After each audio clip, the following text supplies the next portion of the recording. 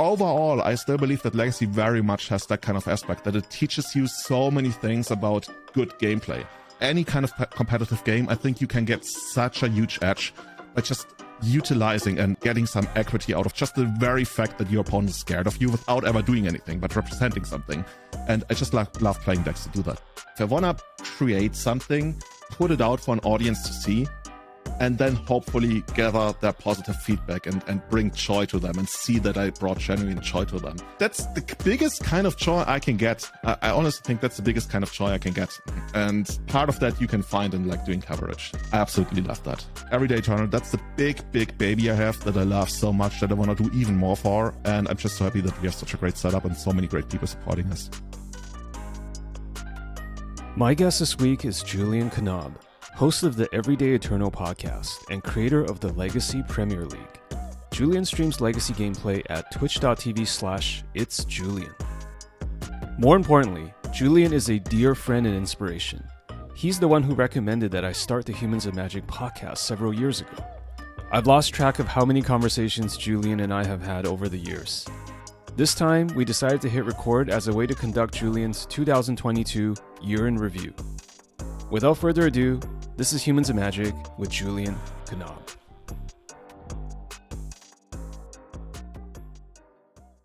All right, Julian, how are you, sir? Dude, I'm feeling fine. I just had sushi all you can eat. What could you wish for other than that? What's your favorite sushi? What's your favorite type of sushi to eat? I would say if it's like done really well, like some kind of like nigiri with salmon, that's just like the best thing ever. And I gotta admit, I like the inside out maki, like the so-called California rolls. And my co-host Kai, I'm so sorry, he's gonna give me so much shit for it. Every time it comes up, he tells me this is not sushi. But yeah, I like really good salmon nigiri, and I also like any kind of inside out roll. I've heard that the California roll might actually be invented in Canada or North America. Like that's something like that. I don't know. Yeah, basically it's all about like either who's the first to actually claim the name, or somebody else picked it up and gave it like a super exotic name, so like it gets that kind of feel, you know, and people are like, oh, okay, I'm gonna try that if this is like from that place, and it actually is from a totally different place, like all local. So maybe that's how it came about. So maybe it was invented in Africa, and then they said, oh, what's the most exotic place? Let's call it California. Something like that.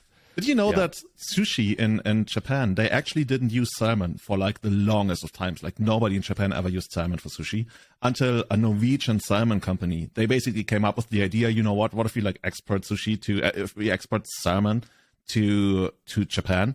And only then, like I want to say like 80 years ago or something, it actually caught on.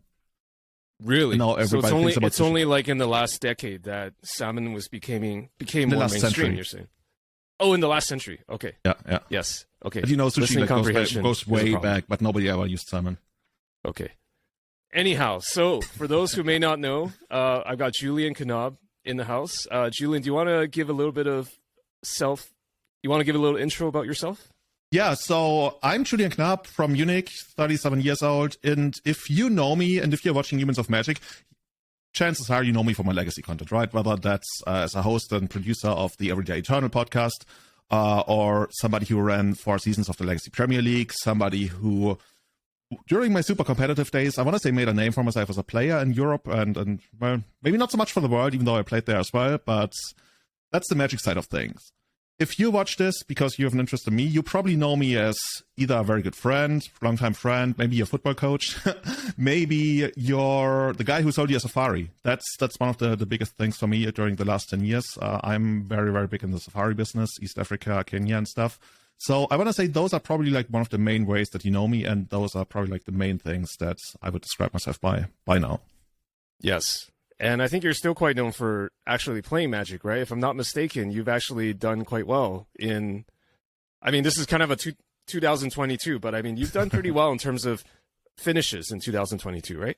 Well, online mostly, right? That's real Magic right there. So that's the one that counts. Yeah, that's so much harder, I guess. Yeah, I think I got second. I got runner up in one of the most recent Legacy challenges, and then I also got another top 8 in those. And I think I also played like I got 7 and 3 at 4 Seasons Bologna. But biggest Legacy tournament of the year. Shout outs to the whole 4 Seasons crew in Bologna. Amazing times. But yeah, I still like that, right? And I guess we'll talk about that in a moment. But I there used to be a time from 2013, 14 up until 2018 where I was insanely competitive. I literally, at the beginning of the year, I printed out a calendar and I filled it out with all the big legacy events in Europe and sometimes even in the US, or I went to China twice to visit you and play the Olaf. And that was for 4 or 5 years, that was my life. And I basically topped all the European rankings for that kind of stuff and still got a couple of those records. But that was my life. But that's not why I'm in anymore. So now if I play like a legacy challenge and I got a top 8 or a top 2 or something or win one, that's amazing. But then again, I would need you to bring it up to even think about it. And I know you've played lots of different decks in Legacy over the years, and also you stream Legacies and you do videos and lots of things and commentary, as you had mentioned. But in those finishes this year for online, what did you play? Did you play Elves or something else? This year, for at least the second half of the year, it was almost exclusively Painter. That's the one deck. Callum Smith, my co-host on Everyday Eternal, he alerted me to it. He had already been playing it for even longer. And he had so many good things to say about it. And I loved watching it. And I loved like all the intricacies of the deck. And at some point, this summer, you know how you sometimes talk about, oh, I would love to do this. I would love to do this. And then you never do it. And for Painter, it was just like, okay, let's download the list. Let's start playing. And then I kept playing and I absolutely fell in love with the deck. And this is where we ended. I just today ordered the last cards I need for the deck. I never thought I'd have a Legacy paper deck again because I basically sold everything in 2017-18. And then relied on other people to borrow decks to play in tournaments. But I loved this deck so much that I ended up buying it in paper again, which is, I would not have expected myself to buy a Legacy paper deck ever again, especially now that the proxy movement is so big in Europe, which I guess goes towards, like, without all those big events that we have, I would never even have thought about, like, rebuying a paper Legacy deck, because the scene was kind of like, I don't want to say dying, but not in its best shape. And now that we've basically revitalized everything, oh, look at this, now I have a paper deck again. Is it relatively affordable, the Painter deck on paper? Yeah, compared to other Legacy decks, for sure. Like, this was maybe 1,000 and then something, 1,500, which is also like the very upper end of what I would have wanted to spend. So it's kind of cool that those two things came together. And the funniest thing to me is, like, red is my least favorite color. And I know that sounds very casual, right? If you're like kind of, oh, I don't like red. It's like, no, it's just like, I never liked the red playstyle. Like, tap out main phase and then random stuff, and it's like not cool. But Painter found a way to really like have all these super tiny, small little edges that the opponent doesn't see coming. And I guess there's a theme, right? Because if you know me for longer, I used to be, and I guess still am, super involved with like Legacy Elves, and that's for a long time. So I think I was like the first guy you would ever think about when it came to that deck. And Elves is this very, very same way. Like, you have all these small little advantages that you can grind out, but you also have the potential turn 2 kill or turn 3 kill. With both decks. And yeah, Painter does the same. I've killed people with Painter on turn 2. Or people have to respect the turn 2 kill, and then you grind them out in the long run. That's just so amazing about the deck. And I love I love playing with the fear of my opponent. That's just like, whether it comes to poker or StarCraft or any kind of competitive game, I think you can get such a huge edge by just utilizing and getting some equity out of just the very fact that your opponent is scared of you without ever doing anything, but representing something. And I just love playing decks to do that. That's also, by the way, why I think control decks, why I very much look down on control decks, because they can really do that. And I just want to interject here. So for those who may not know, like, if you've only followed Julian for his content, or even while he's streaming, he can come off, it's weird talking to you about you in the third person. Yeah, go ahead. He can come off as pretty jovial and like fun, but I've seen you play competitive Magic, and you just turn into this completely different person. You turn into this stone cold killer, and you've taught me so much about mindset over the years. Just, we've had so many conversations because, we're pretty good friends. So we've had so many conversations about playing to win and not making bullshit excuses, and, just so many different things I've picked up from you over the years when it comes to playing Magic and playing to win, that I think people sometimes may underestimate that aspect of you, because like when you play, you are a different person, right? It's so funny you say that. The first time somebody ever said that to me was in 2018, which is basically the tail end of my super competitive career. That was when I won Hamburg. And one of my opponents later on, like, we were friends, he told me that, like, dude, like, playing against you is just like such a different experience. Like, I'm super scared, because I think the guy told me, you come to the table fully expecting to crush me, and then even I start to believe that you will crush me.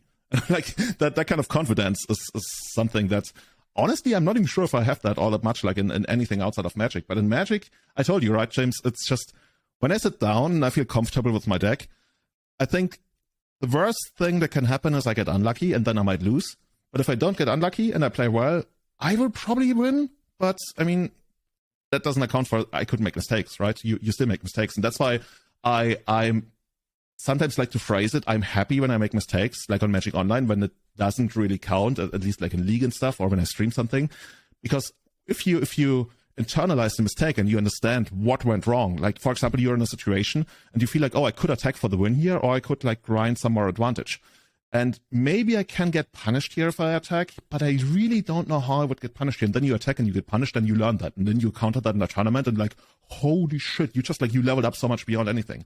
And once you acquire, I feel like a certain confidence where I feel like nothing can shake me because I've seen all the iterations of the Matrix and all the scenarios. Like what's his name, Dr. Doom or something? I don't know. I'm very bad with Marvel. I don't watch any Marvel movies, so that's way beyond me too. Awesome, so. High five, cool.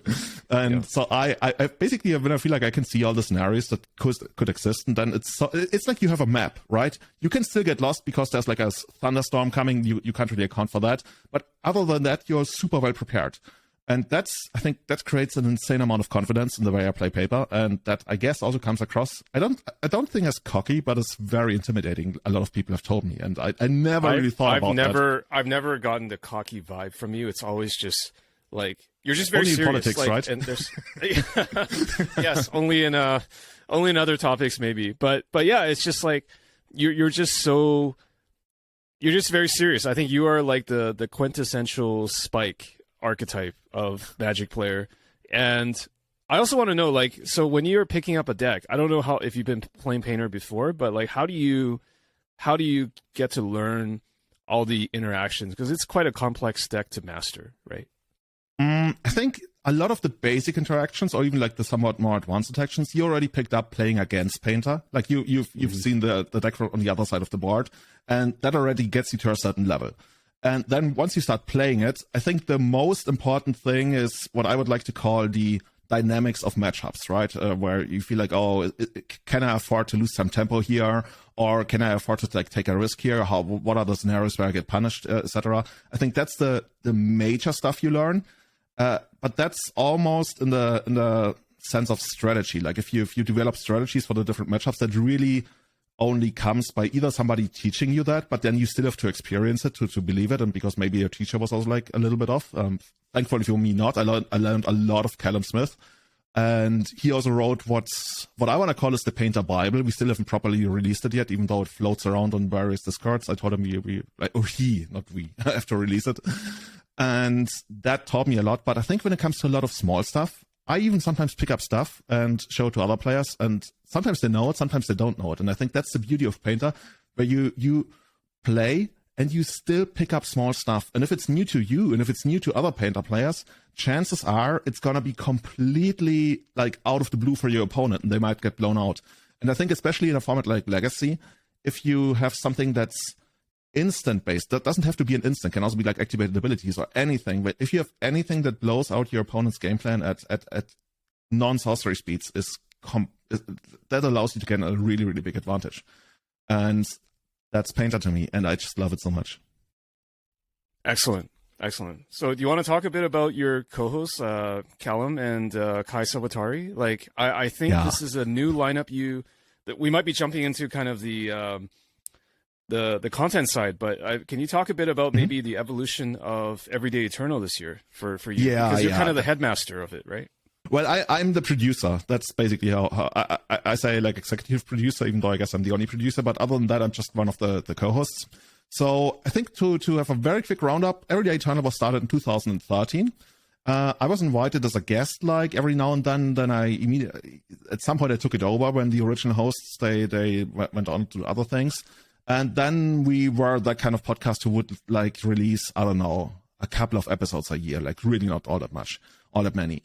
And then back in, I want to say 2019 or 18, Bob Guang, who's now on the Elo Pontas podcast, he was like, you know what, we should really be like a lot more serious about this. Like, let's actually make this a bi-monthly thing. And ever since, with like 2 or 3 exceptions, for the last 4 years, we have released 2 episodes every month. And we've gone through a couple of hosts. We had Eric Lenton as well, and he's not really involved with Magic anymore, other than sometimes, crushing the leaks. And yeah, Bob eventually joined the Elo Pandas podcast with Anurag Das. And yeah, Callum and I, we were like kind of drifting around. I think we make for a really good duo. A lot of people told us that, but it felt like, there's this other guy that we want. And we had Kai Zavatari on the podcast, I think once or twice. And ever since Callum and I were talking, we said, you know what, we should actually get Kai on the podcast as an actual host. And back then he was still based in Tokyo. That was like the end of last year. And I agreed. I wanted to have Kai on, but then Kai announced that he was moving, and I was busy doing other stuff and stuff. So we put it off asking him. And then at some point I felt like in the beginning of 2022, I felt like, dude, if Kai is moving to Europe, which makes him puts him in a better time zone for basically European and American podcasts, I was like, there's actually a tiny bit of feeling inside me some other podcast might snatch him. You know what? I want that guy on my podcast because Kai is amazing. Kai is absolutely amazing. So yeah, we invited Kai to become a co-host, and Kai joined us. And ever since, that's part of it is, I guess, that we are very experienced now in how we run the podcast and how we structure it and how we do things, which made it better. But the other part is also that Kai is such a perfect fit. Kai is just so happy-go-lucky. But also a very, very brutal player. He's one of the best Doomsday players in Legacy in the world right now. And I think that somebody put together the numbers. I think he was in the top 10 of win percentage of Legacy players in the last year or something, and Legacy challenges. So that goes to say that Kai knows what he's doing. And you rarely get that somebody is really good at the game, but also very well spoken and just all around likable. And yeah, that's what Kai is, and that's why we wanted to get Kai on board. And ever since, that's the best setup we've ever had, and it works so well. And yeah, I'm just I couldn't be happier for that. Everyday Eternal, for all I do, I almost feel bad taking credit for Legacy Premier League because it's been 3 years ever since we ran a season. And also streaming is something I do once or twice a month by now. But Everyday Eternal, that's the big, big baby I have that I love so much that I want to do even more for. And I'm just so happy that we have such a great setup and so many great people supporting us. Yeah, absolutely. I think you also have quite a good community around the podcast, right? In terms of Discord or people giving you feedback. We're always talking about, even before this recording, about the wonderful and sometimes weird feedback that people have given you, right? Yeah.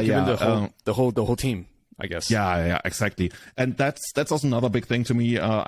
I probably said this every time I talk about the podcast, but I love that we have an actual Discord going, an actual Discord where people hang out, talk about their stuff, share some stuff, and not I'm in some Discords, not everyone's like that, but I'm in some Discords where it feels like, I always say it when you watch a Wild West TV series and there's this bush weed tumbling around the desert and nothing is happening. And that's another big thing to me. And also when you go to tournaments Four Season, that's one of the biggest things that ever happened to me this year. And you meet so many people who love the podcast. And literally, I think every other round, my opponents told me, "Oh, dude, this is amazing. Thank you so much." And it even happens in Magic Online, literally all the time. I want to say every third match I play on Magic Online, somebody's "I love your content so much. Thank you so much. Thank you so much." And yeah.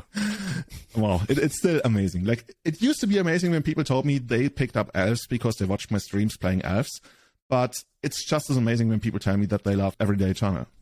For, such a long time, it was one of the tertiary, one of the back projects I did.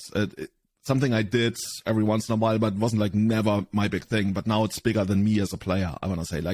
Not that I was big, but I guess the better way to phrase it now, it's more important to me than my competitive playing. That not me as a player, but my competitive, drive is not as big as my drive to see Everyday Eternal thrive, and that's amazing. Yeah, I mean, I'm kind of in the same category as you, right? In terms of content, it feels like, I've never reached the same heights that you and others have in terms of playing Magic, but it just seems to me like there's limits to what you can do when you're playing Magic for yourself, right? Because at the end of the day, maybe you can share your deck tech or your strategies or inspire people. I'm not discounting that, but even if you get to a level of, I don't know, Paulo Vitor Damo de Rosa or something, at the end of the day, people admire you and people are kind of, maybe they're subscribing to your Patreon to get strategy and things like that. But they may not have the same impact as if Paulo or PV just did a podcast so people could listen to his thoughts on a regular basis. And I feel like you're doing that with Everyday Eternal, not only knowledge and insights coming from you, but the fact that you have two other people who are doing it, it's basically like 3xing the collective knowledge into the world of legacy and I guess legacy wisdom, right? Because they're now it's not just learning from you, but people will also run into Callum and be like, oh, I love Everyday Eternal. They'll also run into Kai. I love Everyday Eternal. And you're all bringing different perspectives. So I think that's the beauty of having like a team, and also the beauty of like doing something other than just playing Magic for yourself. I mean, nothing against people who are just grinding Magic, but it's like, I guess they're also contributing to Magic by placing well, and then people take what they have, right? So I guess it's kind of, it doesn't matter. It depends on what you do with what you're doing. So I think in the end, to you as the creator, what matters the most is you have to figure out whether you want to be education. Like there's almost like a spectrum between, I want to say, educational and entertainment. And I think a lot of good, very good, like much better Legacy or Magic players than I am, they think that they want to be educators, and they kind of leave the entertainment aspect behind of it, and they feel like, oh, if I'm very good and I do very good content, then I should be entitled to getting more viewers or more people talking about me or being thankful. And maybe not so much now, but I think for quite some years that was the vibe, especially in Legacy, where people were like, oh, I don't have to be like entertaining. And I mean, it's not like a conscious choice that somebody would be like, oh, I'm trying to be as least entertaining as I am. But I also wouldn't, like, if you just become aware that I think if you're perfectly honest, most of us, whether we follow our like favorite sport or Legacy or any kind of hobby, we do it a little bit more for the entertainment side of things than most people probably are aware of. Like, I don't know, I'm really into football. I love football. And when I watch football, I don't watch football to figure out, oh, what's the best strategy. I mean, it's part of the mind game, right? And also like why it's cool to like watch chess and stuff. But in the end, it's entertainment. And just like keeping your head busy by trying to figure out something, and then somebody shows you a much better play, that's entertaining in a way. And I think you do better if you try to prioritize the entertainment aspect, and then, you know, fill up that entity that you created, this entertaining ship, with like really cool stuff that people care about in terms of competitive play, if that's your thing. Like, there's other podcasts, I would guess they do completely casual EDH, like not competitive EDH, and that's the other content you can fill up. But I think the vessel, the ship, whatever you use to get something across, should be entertaining. Otherwise, it's probably not gonna really thrive. I mean, I always talk about this like, in the sense of like that sometimes there's other people who I guess they make it their thing to be as boring as possible, and it's like no, it's like, I think if you can pull off a lot of things if you consciously do them and you do them right. Like, I think I talked about this maybe on another podcast episode where I talked about, hey, I think it's better if you're just like friendly to people, and if you're like you can still like mean stuff, but if you still have like a friendly demeanor and you mean it and stuff, that's cool. Because if you're genuine, I guess that's the most important thing. Like, if you're authentic. And then there's like this other approach that some streamers made a thing, like not in Magic even, like in the grand scheme of things, where they're like as mean and as loud and it's like way over the top, and that's their thing, and that's what they optimize for, and that gets you a different kind of like audience. But when it comes to like entertainment versus like educational, I think there's very little audience that really wants the hardcore educational part of it. I guess that really only works in games where it's like much less of a, you know, variance factor like Magic. How do you balance that? Because obviously you're very well aware of that. Do you see it as a spectrum where it's like it's a dial that's between the two, or do you think of them as like two different quantities that you're just trying to adjust them individually? That's actually a good question. I would say it's probably, you're actually right. It's more like a graph, right? You can pick like how much you want to emphasize that, but I still believe that. Okay, so here's the thing. I believe you could technically maximize both and get to the very top right, but I think that's hard as fuck. I think it's really, really hard to be insanely educational while still maintaining a very entertaining level. I think that's something that some people do, not like in the grand scheme of things. I think you can do that, but that's really, really hard because you really challenge your audience to like start thinking a lot deeper than they might. And if you can do that, and I think there's like great commentators. That's also like, I guess, why you often have some like commentator duos, one who's like a little bit more educational and one who's like there for like, what do they say, like color commentary and the other thing. I think that's a good way to balance it. And that's... You mean like a play-by-play, a more factual commentator, and then there's also a color one who's color commentator who's just kind of, it's maybe a bit more random or just coming up with different angles, right? Yeah. I don't know. And that's basically what I'm trying to do with the podcast, and I think that's what Callum and Kai see in the podcast as well.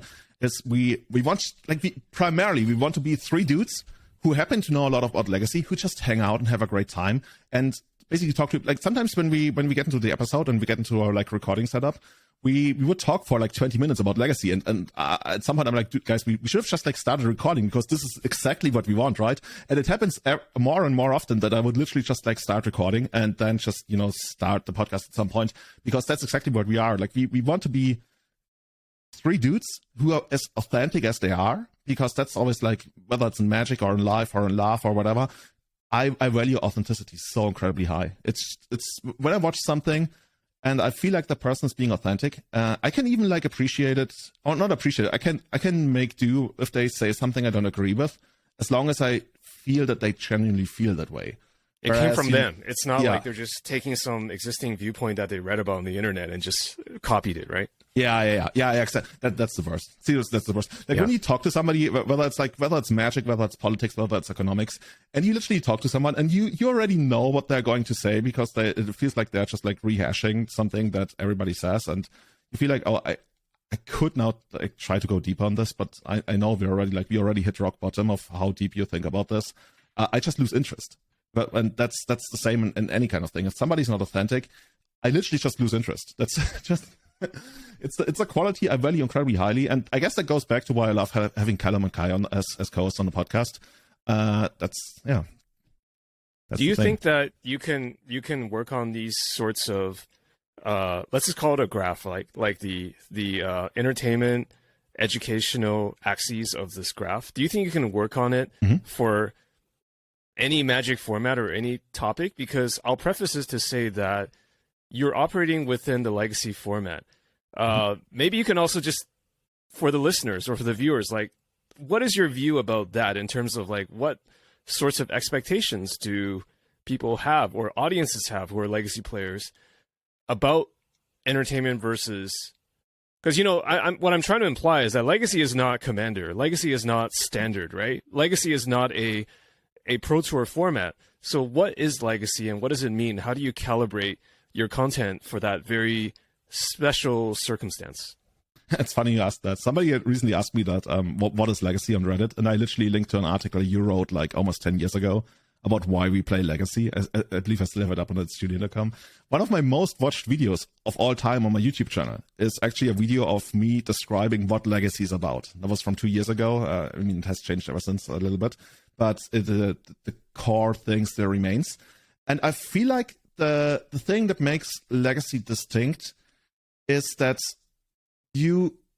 or at least what it used to be, I guess that's one of the biggest issues that we're facing, or have been facing for the last couple of years, is Legacy used to be the thing. You could master Legacy. You could get really, really deep into Legacy, and part of that is an insane amount of knowledge. Like knowledge how different decks works, knowledge about strategies and matchups. It's almost like a game with, let's say, 20 or 30 factions. Whereas in Standard, you used to have like 4 or 5 factions. And you can become a lot more knowledgeable quicker in let's say Standard. That's also, I guess, part of why it rotates without like taking the economic factor into account. Whereas in Legacy, you can learn for many, many years, and then that knowledge is going to be worth something. And if you walk away from Legacy for a year or let's say a year, and you come back, it used to be that you, after like a little bit of catch-up time, already used to be very, very competitive again, and already had like a huge edge even over people who might have been playing for a while but have never reached your level. And I think a lot of people really, really like that aspect, because especially once Legacy got a little bit more expensive and it was like a lot of older cards. So the audience of Legacy is a little bit older than, let's say, of Modern or Pioneer or Standard. I would guess, like, I'm pretty sure like data would back that up if we got that from Wizards. And now Legacy has changed a little bit in the sense that during the last couple of years, it got more dynamic. We talk about fire and stuff, and people really didn't like that all that much. I'm at least that's been my impression. But overall, I still believe that Legacy very much has that kind of aspect, that it teaches you so many things about good gameplay. I mean, shoutouts to Vintage, but I think Vintage is a little bit more procedural, a little bit more tactical than Legacy.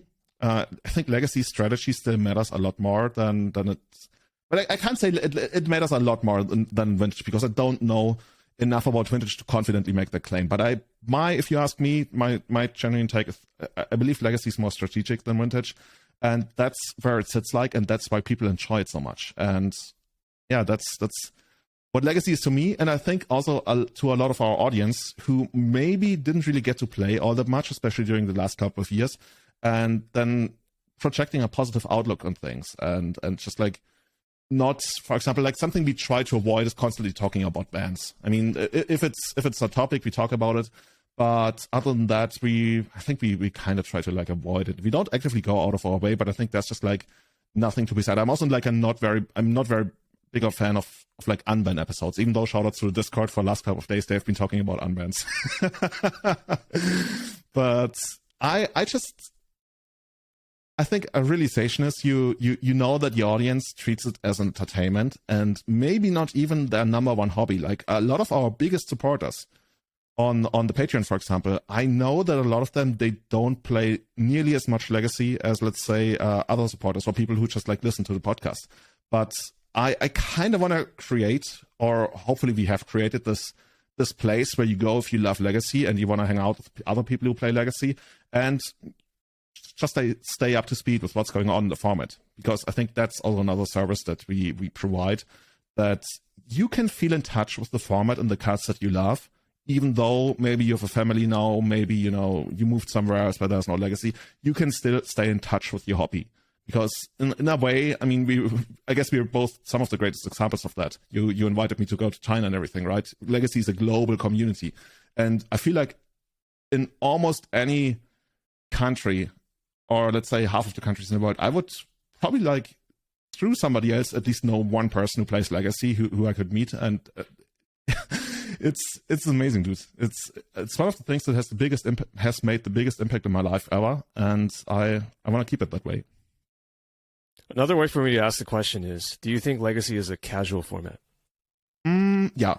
Well, it depends. People try to like paint it as... Isn't it kind of weird hybrid or juxtaposed position, right? Yeah, what makes something a casual format? Like there's this like aspect of like competitive versus casual in the sense of some people would say, oh, it's doesn't feed you into the Pro Tour or like Worlds or something, so it's a casual format. Others would say, oh, it's there's only really like 2 or 3 decks that you can play that are the very best decks, so it's a casual format. I don't care so much about that distinction. I feel like it's not so much about whether it's casual or competitive, because I think the vast majority of people who play Legacy probably do it in a very casual way, meaning in the sense that they don't play on Magic Online to get better. I mean, we also play Magic Online just like because it's fun, but I mean, I can imagine more fun games than Magic Online. So the getting better aspect and like even earning money on Magic Online is a factor. But overall, I think that's true for most formats. Like I think I once said, when people told me, oh, Legacy is a casual format and stuff, like Standard is competitive. Back when we had Grand Prix, I think if you went to a Grand Prix and you analyze the player base, let's say there's a Grand Prix that has 2,000 players. How many of those 2,000 players are really there because they want to qualify for the Pro Tour? Maybe, I don't know, 10%, 15%? I don't know. Or even really have a shot, right? I think some people are just happy to participate. I guess that's another thing, right? But what I'm saying is the vast majority in any kind of format doesn't have that aspect of trying to take it to the very top, which would then mean, okay, we're casuals, we do it as a hobby. But inside your hobby, I guess you can still be competitive. That's I guess the restriction you put upon yourself is, oh, I don't want to invest as much time as it would take to make it to the top. But yeah, I think most players are casual, and I'm not super. I don't feel great about like the distinction between casual and competitive, because I think at the core, even in tournaments, a lot of people are just like casual players. Yeah. I guess it's always problematic to talk about a format as this sort of dichotomy. Is it casual or is it not? I think this is just my view, right? I think the reality is that every format is casual. Like every format, someone's going to play it for fun or just not really give a fuck and just play because they love playing, because Magic is a hobby. So everything traces to Magic being a hobby, right? Whether it's Commander, Standard, Arena, Legacy, whatever. But then formats can turn into these modes where if there's something to qualify for, well, then now Legacy becomes competitive because you're playing it at a big event that you're trying to qualify.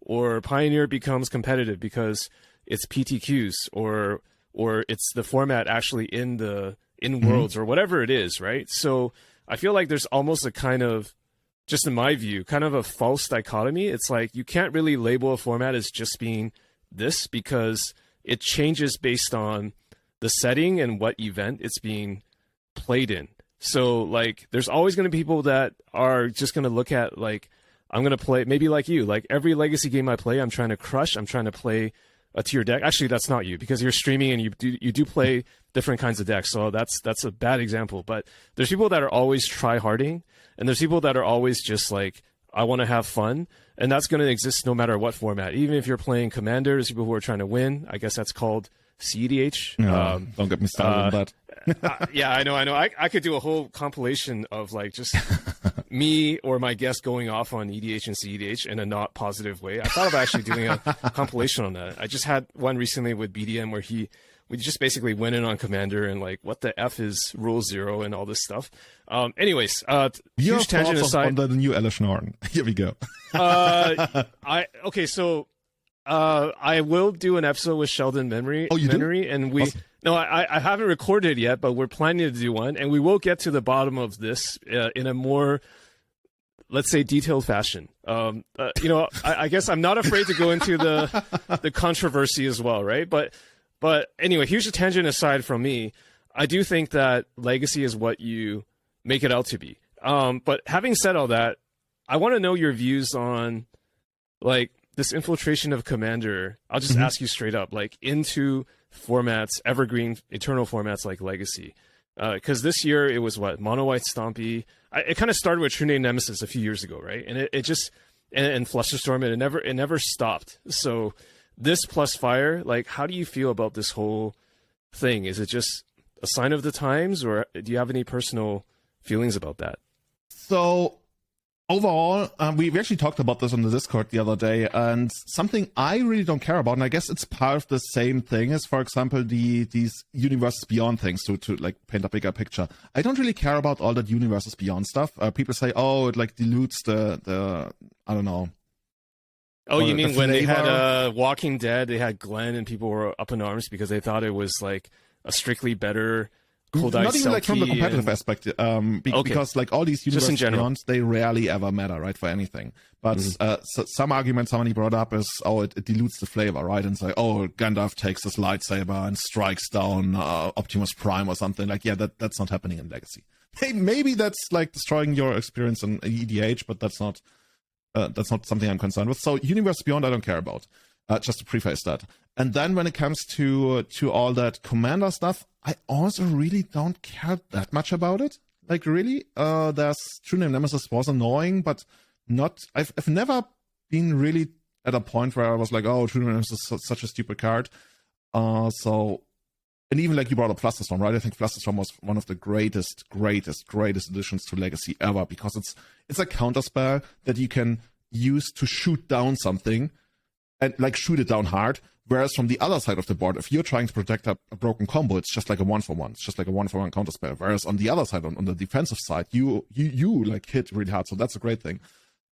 Overall, I mean, we had Monarch as a mechanic, which of course wasn't originally intended for 1-versus-1. I think people are okay with Monarch. I almost want to say it's a net positive to the format.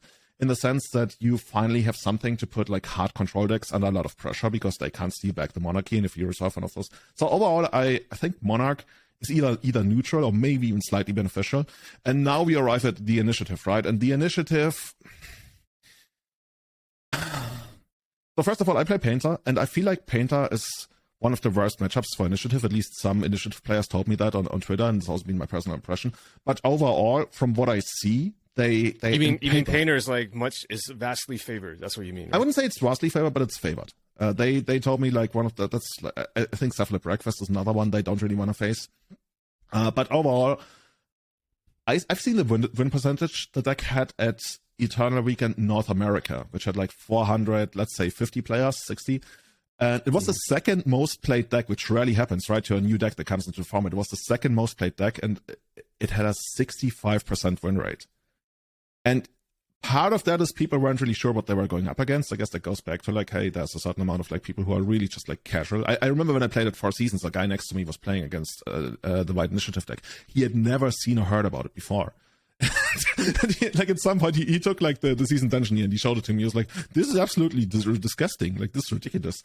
And we've seen it on Magic Online, Eternal Weekend Magic Online, that happened on the same weekend where it only had like, I want to say like a 55% win rate, which still like to Wizards, right? That's like the cutoff where they feel that there should be something happening. And Javi Dominguez even talked about it, or like current former world champion by now. I guess you're a world champion forever, Javi. You're amazing. Yeah, it's like being the president. I guess you're always called president. Yeah, exactly. And he talked about it on the Carney's podcast, and he said he was like so flabbergasted. He was like, something has to be done about this. This doesn't even make sense at all. And I could see that happening, because if it gets to a point where, yeah, it might have like 2, 3 like not great matchups, but if it's that much better than what people are trying to do, maybe something should happen. And I wouldn't even say that's necessarily a thing because of Commander, even though, of course, the mechanic, I guess, is based for Commander, because you have to defend against 4 people trying to steal back the initiative. So I hope they will, for me, as long as they ban something, if it actually turns out to be like a problem and then they ban it, that's okay with me. Because I don't really feel like we're ever getting to a spot where they will actively consider Legacy as an influence that would make them not do something that they perceive to be good for EDH or Standard or Pioneer or something. As long as they take care of problems in a reasonable time frame, that to me, a reasonable time frame would be like half a year or something, I guess.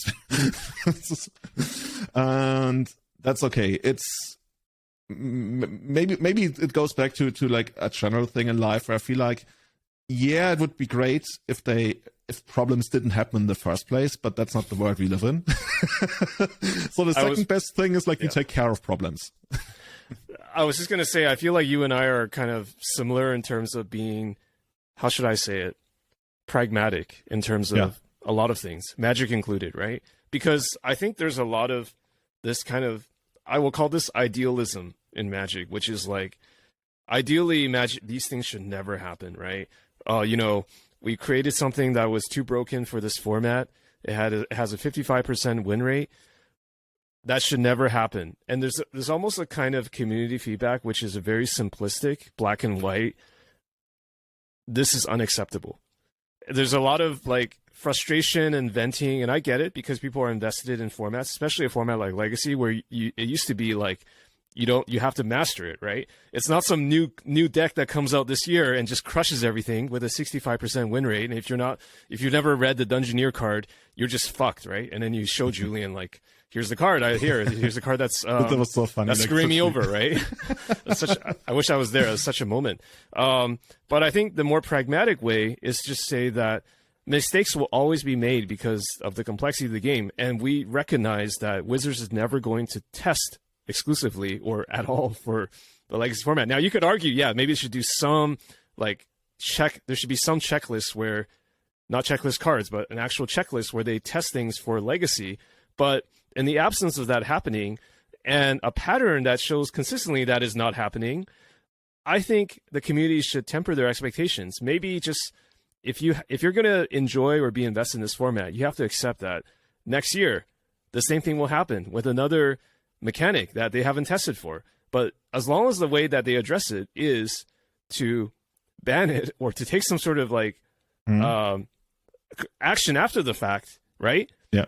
As long as you're willing to accept that as a practical reality, then your life's going to be fine. I'm not saying that people's lives are not fine right now, but there's always this kind of, maybe this is also the nature of the internet is just this like incredulous reaction. It's like, how could this happen again? It happens because this is a card game with like, I don't know, hundreds of thousands of millions of different interactions, and you're playing in a marginalized format. I'm sorry, I have to say this as a Legacy fan as well. We're playing in a very unprioritized format for Wizards. So this is kind of the deal. Like you kind of signed up for this as a player of this format. You just kind of have to deal with it. I don't know. Maybe that's harsh for me to say, but it just feels like every year it's the same cycle, and complaining about it isn't necessarily going to make them change. So you have to mentally accept that. I think psychologically, I can get it. So let's say you've been a format veteran, you've been in the format for 20 years, and it didn't used to be that, right? Legacy bans were like a very rare thing, or like the format getting shaken up. I guess the older people will remember like Flash when that happened. That was also swiftly dealt with. And then all of a sudden, like this starts happening more often. Then you feel like, oh, it didn't used to be that way. And then you feel betrayed.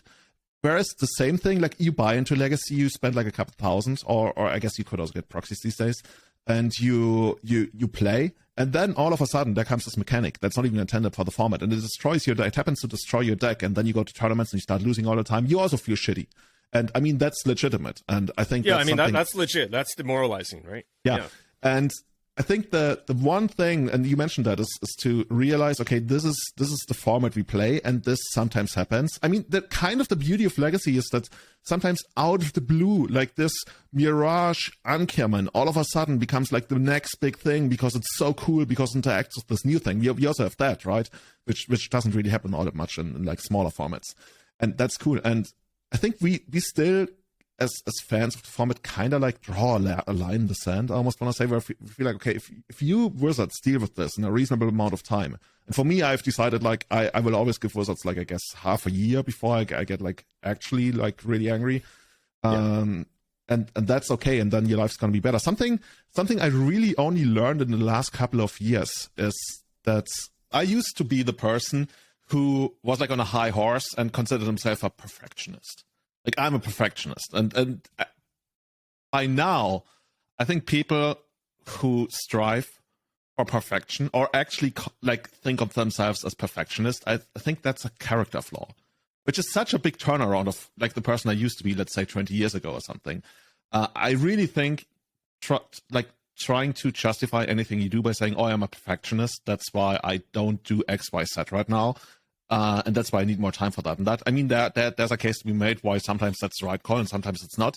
But if that's just like your blanket thing of how you do things, I think that's a character flaw, because that's like taking the easy route instead of actually trying to see what can be accomplished. Because if you don't do anything, or if you immediately like jump to the direct conclusion of this is shit because this is not perfect, I think that's not the way to go. And for as much as like I like idealism in the sense of like I have this concept when it's like, especially in politics, right, about how things should run. But I also understand that's not something we can just like implement from today until tomorrow. And sometimes you even like need to do things that you feel like, oh, if in the long run this is not how we should do things, but it's still an improvement for, let's say, like children born today and stuff. Like, I think there's so much value in pragmatism. I guess that's also like why the people who do well in politics are usually always pragmatists, and I guess that feeds into people being perceived of, oh, they are not true to the true ideals of the party I voted for. And like, yeah, I get that, but it ain't that easy, man. No, and the question is, how do you develop that anti-perfectionism? How do you develop pragmatism? Because it sounds like, at least as far as Legacy is concerned, it can take years. So is there a way for someone to shortcut to that? Is it just like hearing our perspective and trying to internalize it, or is it something else? No, by appreciating the results, by really appreciating what you have and acknowledging what it took to get there, instead of just being discontent with the status quo. Like, if you really are unhappy about something and you need everything about it to change in a quick fashion, then maybe that's not like that thing doesn't actually genuinely make you happy, and I can see that that's maybe the case, and that's, I guess, also for a lot of people why they stop doing a certain hobby. But if you appreciate something, if you really like something, and you are still unhappy about certain aspects of it, then you can strive to make those aspects better. But if you're like 80% happy with something, and you have a clear vision of, hey, I would like to make these other 20% better, but I still love going to my, I don't know, tournament, weekly gathering or something, and enjoy that, I think that's great. And from a content creator side of things, there's also the thing of, hey, if I put something out and it's not perfect, I think there used to be a Julian who would be like, oh my God, how could I ever put out something that's not perfect? The thing is, like, I've never put out something that's perfect. And I put out something that's imperfect, and people absolutely adore and love it. And then that, that feedback that you get, that thing that you live for, like, there's money, yeah, you get out of content, but there's also like feedback that also makes you really happy. And you see, okay, I put out something that I deemed good enough to put out there, and people loved it. And then I can still improve on it the next time, And that's I think that's a very healthy approach to content creation. So what would you just say to somebody who might be 50% happy with Legacy, that someone who might be on the verge of leaving the format, not participating in the format due to frustration or how they perceive things are? Is there something that you would say to try and, I guess the first question is, do you think you can influence them to win them back? And if so, what would you say? I think the biggest thing is what makes you happy, or at least what used to make you happy about, let's say in this particular case, Legacy. And for some people, it's just like going to your local tournaments every week or something. And if that sucks because there's a really bad, like crushing you every single time, I think it's okay. It's completely okay. And I mean, that's the lazy advice because everybody says that. But if you really step away for a couple of weeks or even like a couple of months, I think that's fully okay. And I want to say, I've had the best, like, there's only ever been, like, I'm actually living what I preach here. There's only ever been a time in the last 10 years where I was so unhappy with Legacy that I literally stepped away with it. And that was in 2015 after GP11, the next ban announcement. They didn't ban dig through time. And I fully expected them to do it. And I was like, okay, this is the late summer of 2015. They haven't banned dig through time. I think it's horrendous that they didn't ban it now. I literally stepped away. I enjoyed summer. I remember this. I bought a PlayStation 4. I played GTA 5 because I never thought I would like buy a PlayStation 4. Like I did like all the other stuff in life that I wanted to do. And then they banned dig through time. Then I came back, and then like my Legacy life continued. But those couple of months, those were great. Even though I didn't do the thing I like hobby-wise I love to do the most, which is playing Legacy. So I think it's when the reason is that you don't enjoy something, then you can step away from it and see how it develops, because chances are a lot of people feel the same. And for as much as we should give Wizards like shit for products, pricing policy, whatever, I'm incredibly happy with the handling of Legacy in terms of bans. The only thing is that sometimes like Top or something, or in that case dig through time, took longer than I wanted it to take, but in the end it happened. So I give them a lot of credit with still creating a Legacy I want to play. And what happens in the future, I can't say. But we'll worry about the future when it arrives, because it's one of the things we have so little influence over in terms of like Legacy. That is also a good pragmatic view. I want to go a little bit back to something that you mentioned quite a while ago, if it's okay. Basically, sure. It's like it's also about that entertainment axis or spectrum, or however you want to call it. I do feel like there are certain creators now that are just totally on the educational side, or they just think that by doing what they always were doing as pro players back when there was pro Magic, that things would just fall into their lap.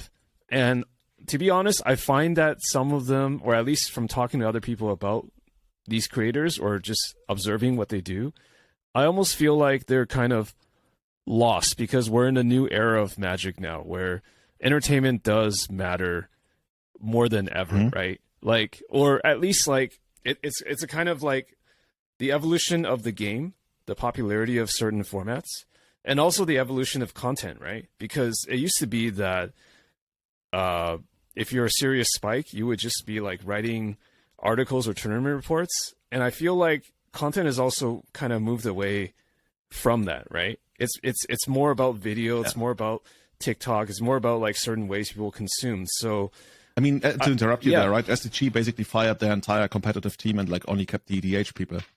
Yeah. So Yeah. I guess the question here is like, do you see that as well? It's like, are the pro players being sort of, are they kind of lost now? Because there really is, first of all, maybe there really isn't pro play, but secondly, like if you're just trying to sell like educational, high level competitive content and not focus on entertainment at all, that also seems to be an incredibly tough road for all but the established pros whom you've heard of from 5-10 years ago, right? But if you're like a new person who's trying to do that, that seems incredibly hard, or even for existing people.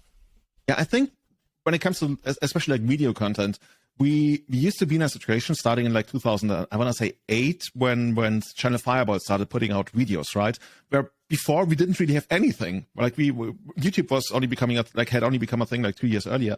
And we didn't really have anything in Legacy or in Magic. In Magic, we were speaking about the greater context of Magic. And so people were very happy to take anything. And I have to really admit, I watched a lot of that stuff that Channel Fireball put out, but there were so many people, I literally would fall asleep. And I'm not even like exaggerating. I would literally watch their draft and then the gameplay, and then by like match 2, I had fallen asleep. And there's notable exceptions, and they do well to this day.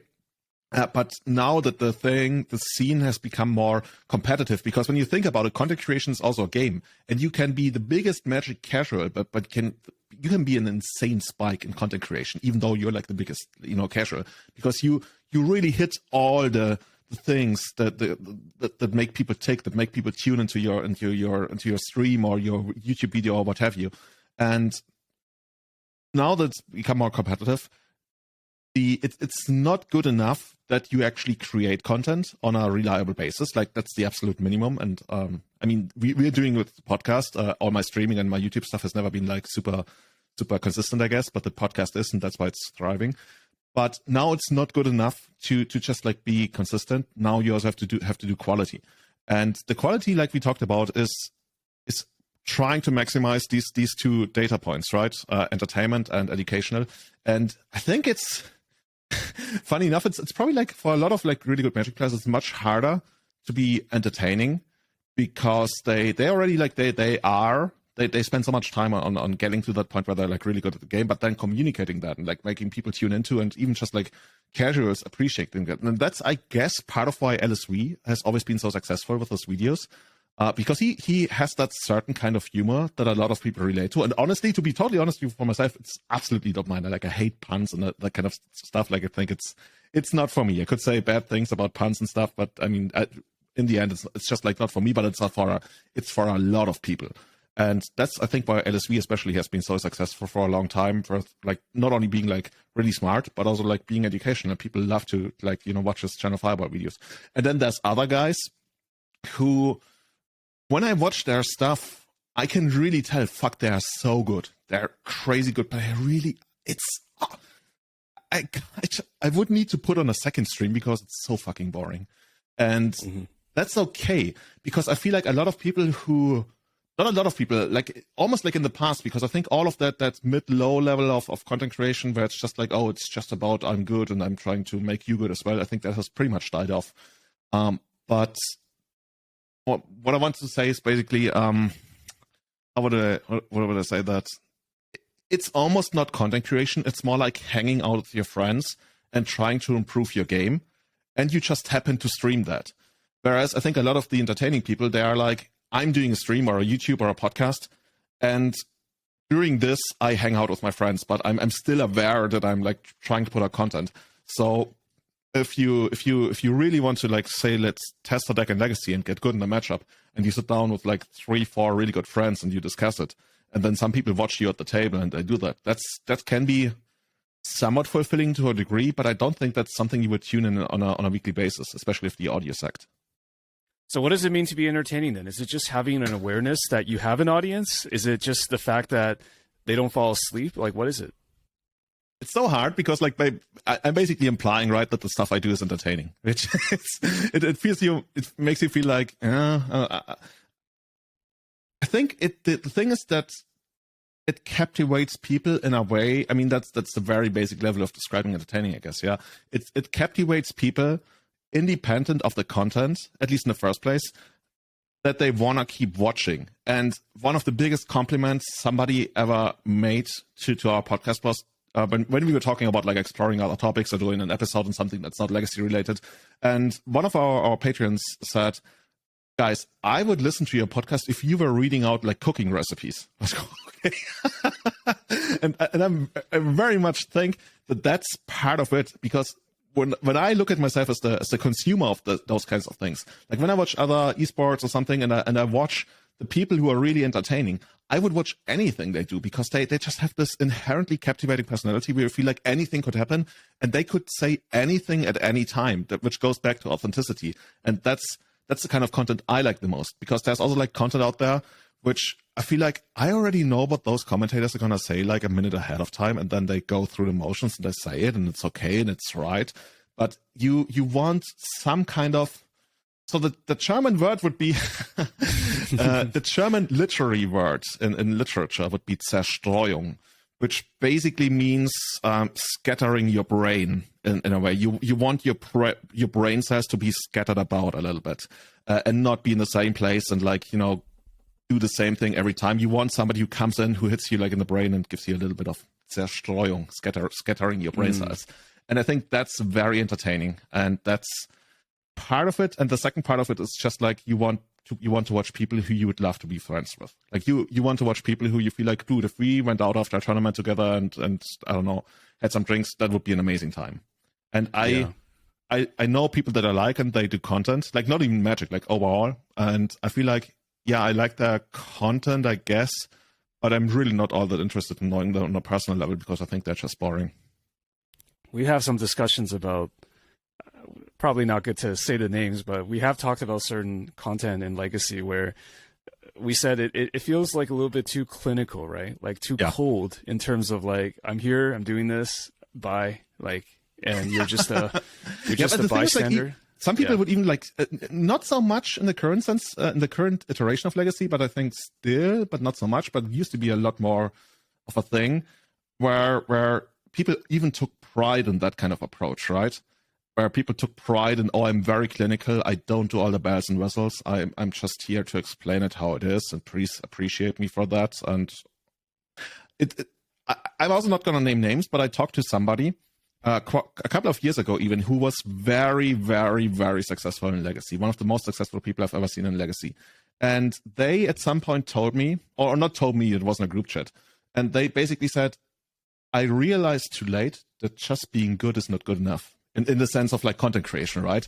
And that was really like, to me, it also like, it was like in the back of my head, I thought about it like that, but then seeing it like phrased out like that, I was like, yes, exactly, that's it. Mm-hmm. Good is not good enough. You got to add but some people, it's tough, right? Because some people just have that certain personality, and it's just hard in life to be good at so many different things, right? Like I find most of the time it's just someone who's entertaining.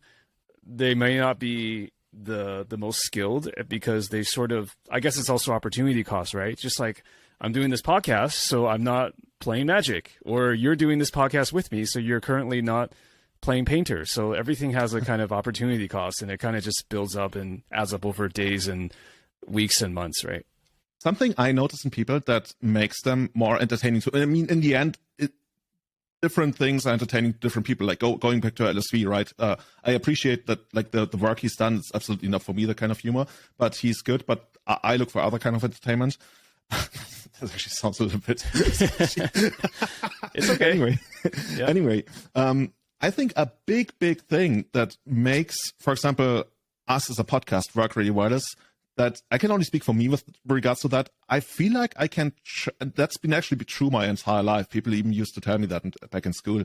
Like, I very much feel I can say anything I think, because I have no guilty conscience about any, like, I guess I have a guilty conscience because, I don't know, maybe I did some small thing, like it's, I don't know, as a child, whatever, or maybe even like I mistreated somebody like in a small way. But like when it comes to stuff that actually matters, and like the medium and big stuff, I have absolutely no guilty conscience. So I feel I can instantly say what I think about something. And the only worry is like, oh, am I actually phrasing it correctly? But other than that, like with regards to the actual content, I can literally spill out immediately what I think. And I think that makes people a lot more interesting to me, a lot more entertaining. And I guess that goes back to authenticity, because that's what authenticity is all about. Yeah, absolutely. So before we go on to other parts, let's just talk about your podcast, because this is your baby. This has been a big focus area for you and your co-host for the year. Can you look back on 2022 with, there you go, Everyday Eternal, always be selling. So can you look back on the year with Callum and Kai, and like, what are some of the highlights and lowlights? Apologies if you guys are going to do an episode on this. I did listen to a part of your retrospective year in review episode recently, but it didn't quite cover like the actual making of the podcast. So I'm talking about the making of the podcast. Are there things that overall you're pretty happy with, and things that you wish could have been done better or differently? It's actually good that you mentioned lowlights, because we didn't really touch on that in any kind of way in our summary episode. And I wouldn't even phrase it as a lowlight, but as a learning experience, because looking back, now that's the three of us, I think we should be more selective on whether we invite guests on the show. And that's not even necessarily about the guests, but I think once you go to 4 people, and especially if the fourth person doesn't have a lot of like entertainment or podcast experience, we create a kind of atmosphere that's not what we want to be. And we even talked about it later on, which was, to me, that was like one of the best aspects, where I feel like, okay, this episode I'm not even going to sing loud which one, but there was one where I felt like this felt a little bit too, we didn't have the spark, right? The kind of spark that I wanted.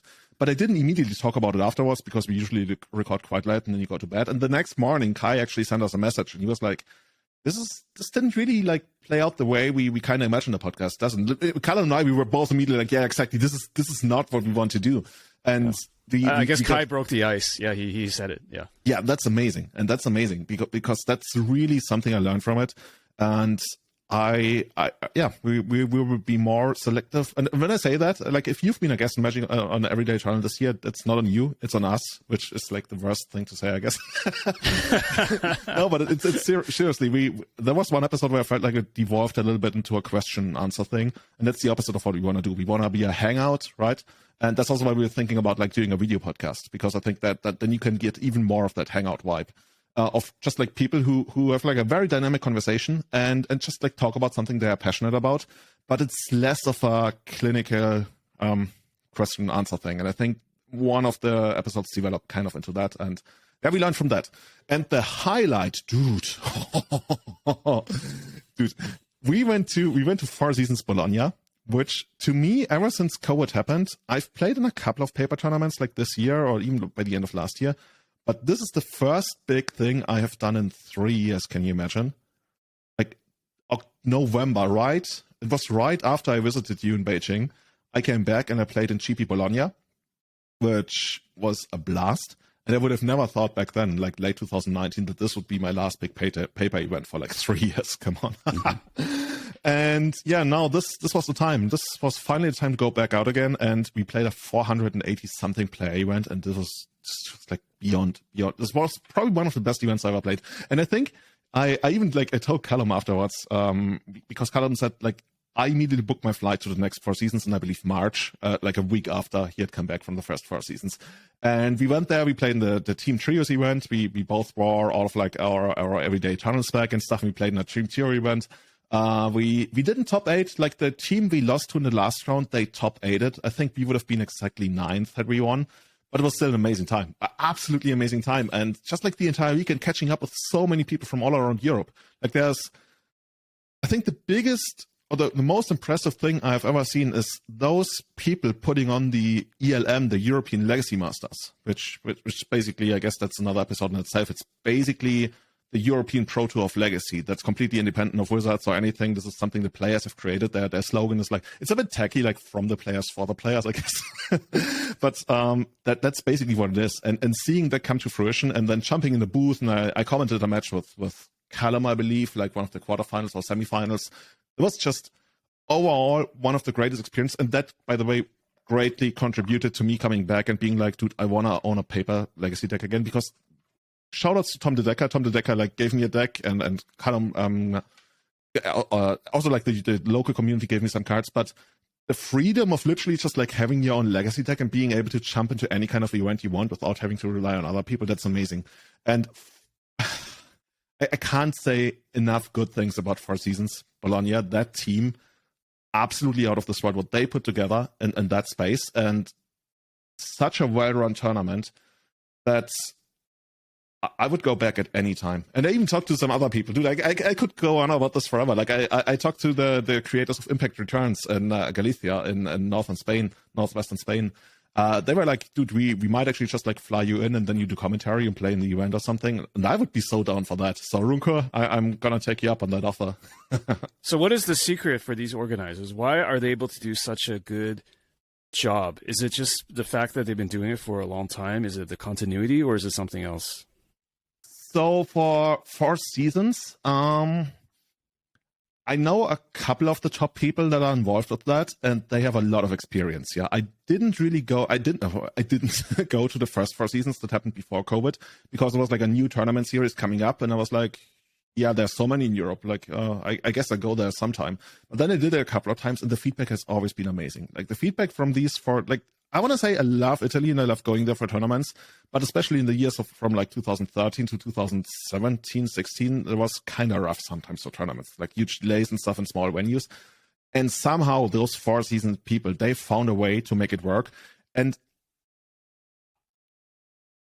I can't talk about the economics of it, because of course you have to pay judges and you have to find a venue and stuff, but they somehow make it work. And they have created a tournament where I don't even care about the prices. I mean, that in part, that's because I'm not as crazy as trying to min-max like my expenses and stuff with regards to Magic. But they really are incredibly passionate about Legacy, and they want to put on the best Legacy that there is, and that's what they're doing. And I guess part of it, like I'm actually not sure, but a lot of other organizers who are doing something similar in other countries, I say that it's something falls down from my wall anyway. Legacy takes priority. The biggest thing, whether it's like on local level, regional level, or international level, is to find a venue that's affordable. And I know of some organizers who literally get a venue for free for like a couple hundred people. And we do that for our local tournaments. We also get a venue for free, where we host like tournaments with up to 64 players.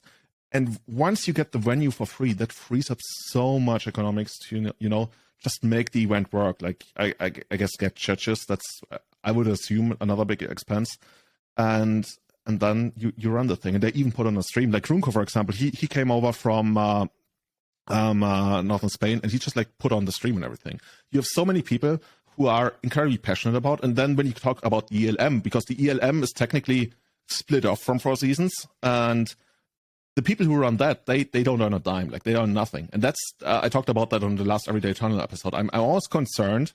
I mean, they're not showing any signs of that right now, but I'm concerned that what happens if they burn out, because I think you should at least get something out of it to justify it in front of yourself, because otherwise I've seen projects like that like happen and then just like vanish after a while. So I was talking to a friend of mine who's involved with that, and about sponsorship and stuff, and about how to approach sponsors. And then let's say I told him, dude, you should be asking for like at least double or triple of what you actually got, because that's otherwise it's going to be cheap. And I think it's kind of hard to say what they should do, because I don't know enough to really be aware of what they should do. But from the limited amount of knowledge I have, I think they're already doing an insanely good job. And I think the next step is to make it more permanent, but at least, making it so that like the organizers, they don't need to pay for their flights, or they don't need to pay for their hotel stays or something, to really, get a fundamental level of, hey, we can put this on without worrying about anything. And then we build on that, because right now it's all out of pocket from what I understand. And I think I really want them to do well. And like with the sponsors that might get involved, I think they can definitely do that. I'm going to flip the tables here and risk asking a controversial question for you. Hit me. Why are American tournaments so badly organized? Dude, why?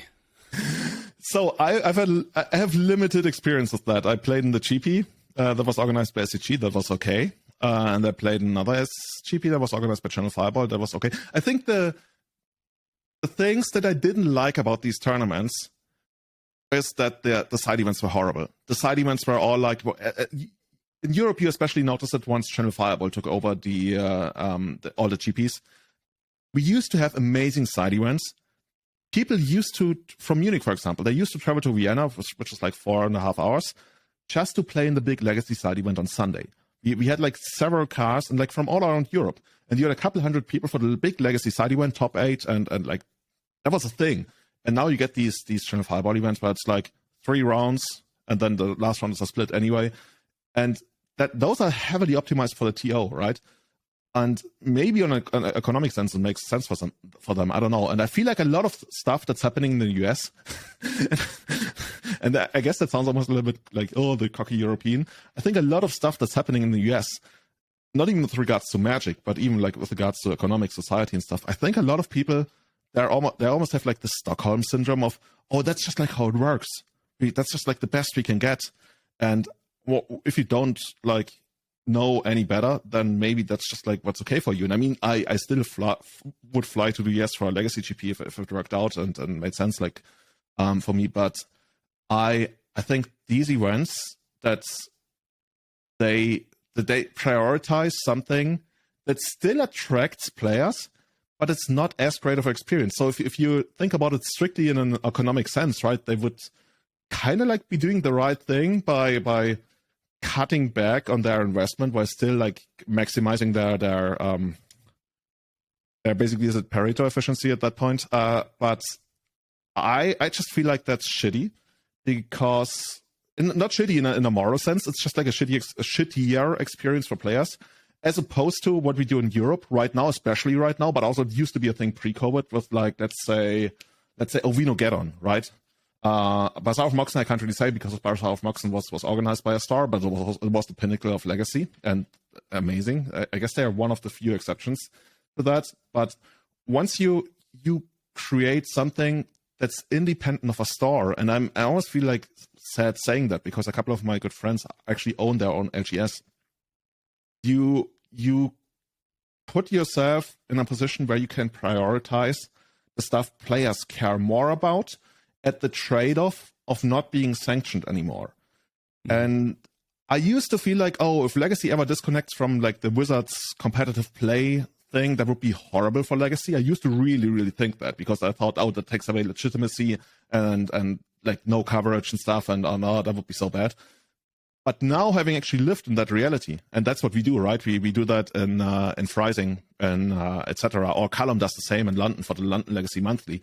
And I believe a lot of people are doing that. For example, the Impact Returns I talked about Northern Spain, I think they, at least venue-wise, are also kind of independent. And that's really, really, really what I strongly think is, I can't say it's the future for Legacy globally because other places have other priorities. And I'm not even sure that would work in the US with like, I don't know, people. I don't really see a reason why it wouldn't work in the US to go LGS independent. But it's what we're doing here and has made Legacy so much better. And part of it is that we are allowing proxies. We don't allow like cheap proxies where you just like take a Sharpie and write Black Lotus or whatever. And interestingly, people have like really nice printouts, if ever. Like most people don't even have proxies. Or they just like have a couple. And we basically, what happened is we had these tournaments and they used to get like 12 people, I don't know. And then we allowed proxies, and then we did that whole thing of like really promoting it, and now we get like 50. Like 56, I think was the record. And those are numbers we used to have 10 years ago. And all of that is LGS independent. And to conclude that thought, it's so funny to me because I submitted my question about why the US is not doing that to Elo Punters when they were talking about that. And they talked about my question, and I guess part of me is on me because I didn't specifically frame that I imagine this or that we're doing this independent of an LGS, and they completely answered the question on the assumption that it would still be held in LGS. And I was like, oh, I should have said that because that's like that's not how we do it, like not at all. And once you do it like inside an LGS, of course, all the incentives change and stuff. And I would never want to go to an LGS. That's the wrong way to phrase it, but I have no incentive to really ever like go to a tournament that's held in LGS when you are lucky enough to have a venue that you can use where it's like us, right? We do it on a Sunday in a bar. The bar is closed. They only open in the evening. So we start in the morning and we run the tournament over the day. We charge €5 extra, and that €5 can be spent on drinks during the day. because they also give us access to their kitchen. We can like actually give out drinks. So if you're there for like 7 hours, chances are you're gonna buy, like a Coke or water or whatever. And the bar has something out of it because we play there every time. We also go there every Tuesday, so they make money of us this way. And they also get some nice extra money, and they trust us. And that's insane. And for us, that gives us a place where we can play and don't have to pay for our venue. I suppose my question is also a bit flawed in the sense that we need to compare apples to apples, right? So I'm thinking about these independently organized legacy tournaments in Europe, as you had mentioned. What is the analog in the US? Like, there might be some regional independent run legacy events.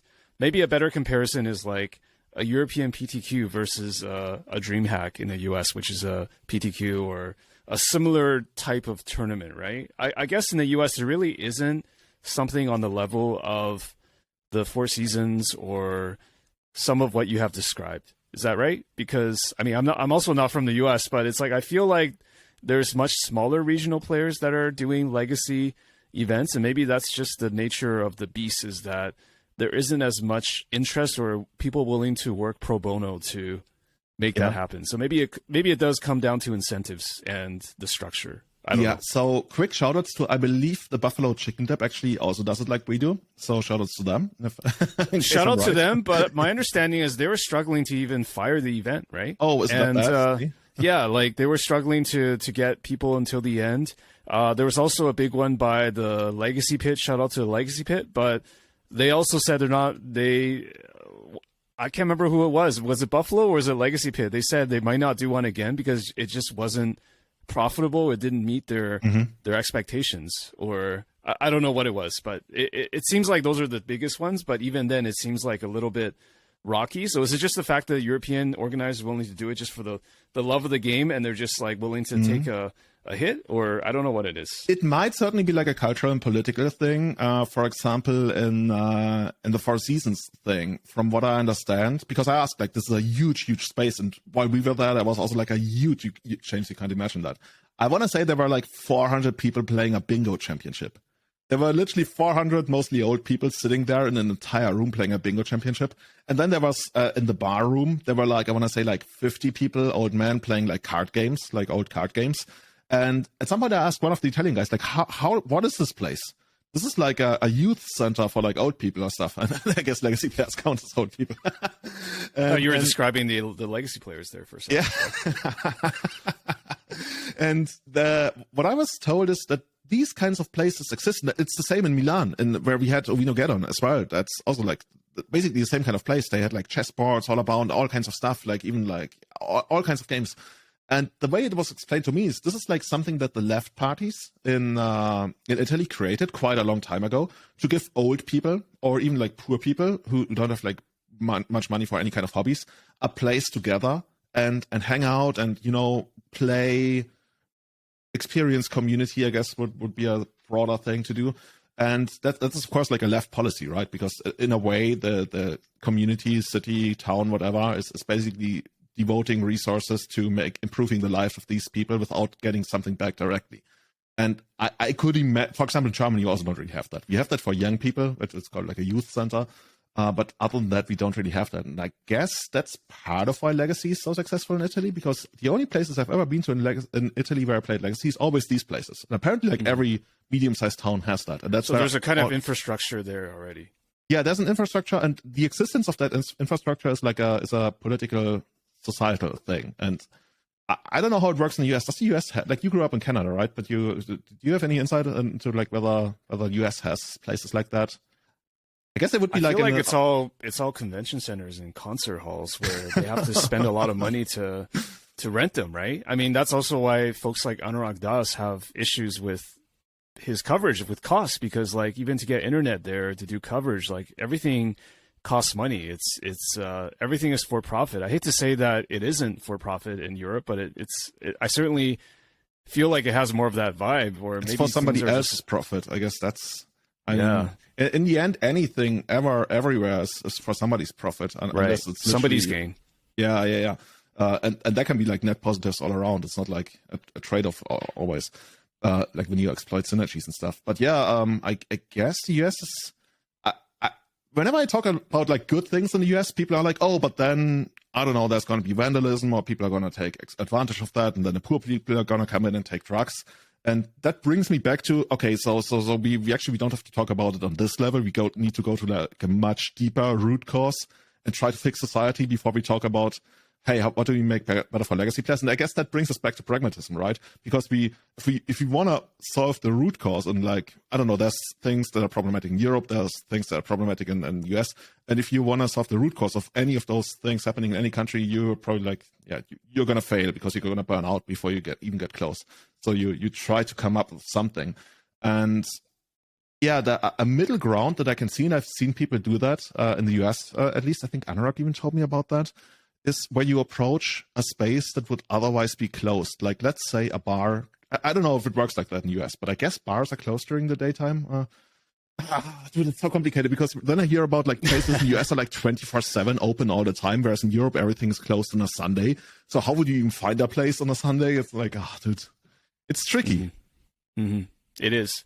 And I also want to, like, there's another part of this too, is like, do you think the players who are playing these events, do they have different mindset or expectations, right? Now, obviously we're looking at outliers like on the internet, right? But I feel like when I see a lot of feedback about tournaments in the US, it typically comes down to like people complaining that there isn't enough EV in the payouts. And I feel like there's got to be a flip side to that, where the organizers have to go head over heels to make sure that the players feel like it's fair, like #value. I'm wondering if like European players also feel similarly. Like, obviously you're probably not going to travel to Italy unless you feel like the EV is really good, right? I don't know. I don't know how to answer that, but I feel like, I'm just wondering, do players have also different expectations, you think, in Europe in terms of having fun versus getting paid out?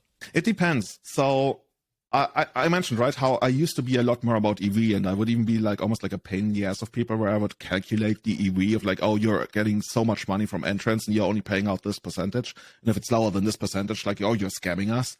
And I mean, I know there's like one or two events I literally felt in Europe that the TO was trying to almost like scam people. But overall, most of the time, that's just not the case. And I feel like, I mean, one factor is travel. I guess travel in Europe is a lot more affordable. Like, when people tell me that they pay like a couple $100s for flights, not even like across the country, but even just like between cities in the US. But yeah, that's one factor. But the other one also is competition. And when I used to be like a lot more anal about that kind of stuff, there were more competition, right? There was there was the MKM series, there was BOM, there was Wienergeddon, then like a lot of tournaments in Spain that I didn't even go to, and all around Europe we had tournaments. But now with 4 seasons, that's like the one big thing we have here right now. And then, all these things that are close, like Impact Returns, or Axion put on a really great tournament in Birmingham. There's only so many big tournaments that we have that we can go to, and I think people really appreciate that. And when you have the feeling that the TO really does their best, and I guess that's part of the legacy community in Europe, most of the people that are either like longtime players or organizers or involved with coverage or something, they know each other. And when I decided to go to 4 seasons, I literally hadn't looked on the prices until they like put them on the spreadsheet, and I was like, oh, okay, I didn't even know there was. Of course, there's prices, but yeah, because I knew the people who were putting it on, and I felt like, dude, whatever they're putting on is probably going to be fair, and like they are like giving as much as they can. And if they wanted to give more, it literally wouldn't be possible unless they back the money from the sponsors, I guess. But that I really want the money from the sponsors. So they have a good reputation, really. Yeah, they've already earned that. Exactly. Okay. I don't know how it works in the US, because in the US you have like CFB and SCG, I guess, you had them for a long time. I think people have good expectations of those players. Okay. It's when it comes to, again, shout out to Buffalo Chicken or Legacy Pit, when it comes to like these indie organizers that people may not have played the events for, then there's probably like, it's less known, right? So people have to feel like, or they'll do the research, they'll try to figure it out. Yeah, and that's why I always keep saying for these kind of tournaments, if you have coverage, that just like goes such a long way. That's also why I'm so happy that 4 seasons and has like all English coverage, because in the past it was also like sometimes Italian stuff. And they even talked about the quality of the coverage. And when I was in the coverage booth, I was allowed to like improve some things that I thought could be made better. And I think that's so important because that's how you build the brand, right? And if you say you go to Four Seasons, everybody immediately knows, oh, that's like a really good thing, and then that's where people come back and they feel happy about it and everything. Like your friends who went there and you didn't go, and they were like, oh, next time you must come, and you watch them on the stream. That's such a big thing. And I also think SCG, for example, wouldn't have been nearly as successful with the tournaments if they hadn't streamed it, because I mean, to a certain degree, it doesn't really matter to me anymore, but it certainly mattered for a while, is you get like some kind of fame, right? You put on stream and like people talk about you, and if you win, they might even say nice things about you and that kind of stuff. I think that's also a great feeling for a lot of people. And that's why I'm super happy. That's that I guess that goes into brand building. Let's talk about your participation in coverage for a second, because I know you've been involved in the coverage or commentary or some combination of that this year, 2022. Like, what are some of your highlights and lowlights, or looking back on it? So the biggest thing for me is that I guess we already spoke about, like, people picking up the torch of running tournaments, and that Energy has really done that, right? They're based in what they call Chicagoland. And this is Nerd Rage Gaming, right? NRG. Nerd Rage Gaming, exactly. This is a regional series in the US, as I understand it. Basically in the Midwest, yeah. They started having tournaments a little bit further out, but that's basically the not only greater Chicago area, but that whole part of the US. Not the entire Midwest, but that area. And I already did commentary for them last year, if I remember correctly. But this year I started doing a lot more commentary. Basically, one of their regular commentators, along with a couple of other people. They sent me like a jacket with my name on it. I mean, you've made it as a commentator when they send you a jacket with your name, I guess. And I'm not only doing legacy commentary, because that was my that's how I got my foot in the door, because Joe Lossett reached out to me and he was like, hey, Julian, you've always played Legacy. Why don't you come commentate with me? And they really liked it. And at some point they were like, hey, Julian, do you also know something about Modern? Maybe we can get you on Modern commentary as well, so we can have you on more often. I'm like, yeah, sure, sign me up. And then I learned more about Modern. And then I still try to learn more about Pioneer, because right now I only commentate on Pioneer when they have team trios, like Legacy, Modern, Pioneer. And that's what I've been doing for the entire year. I'm also going to do basically the season end championship that they're going to have in January as well. And I love doing that. Absolutely love doing that. I learned so much from them about how to run that and all the behind the scenes stuff. It's amazing. And you can also try to implement that and show a couple of small tricks to, for example, at Four Seasons, there were a couple of small things that I picked up while basically doing commentary for Energy. And the insight into how an event like that is run professionally is absolutely amazing to me. And also to have co-commentators who really have that spirit of, we want to keep it up. We don't want to sit there and brood about what's actually the best play, and then you don't say anything for 20 seconds just so your play can be a little bit more better. That's not how it works, and that's not how people at Energy see it. And I think that's something I enjoy incredibly much. And I wanted to say I want to do it more. I guess I don't know where I would take the time to do it even more from, but yeah, absolutely love doing that. And I mean, that's just Energy, right? I also do it for basically 4 seasons. I just did it. I could even imagine myself skipping the next 4 seasons as a player and just almost only doing coverage. I'm not sure yet. I still I love my painter deck. I want to play it, but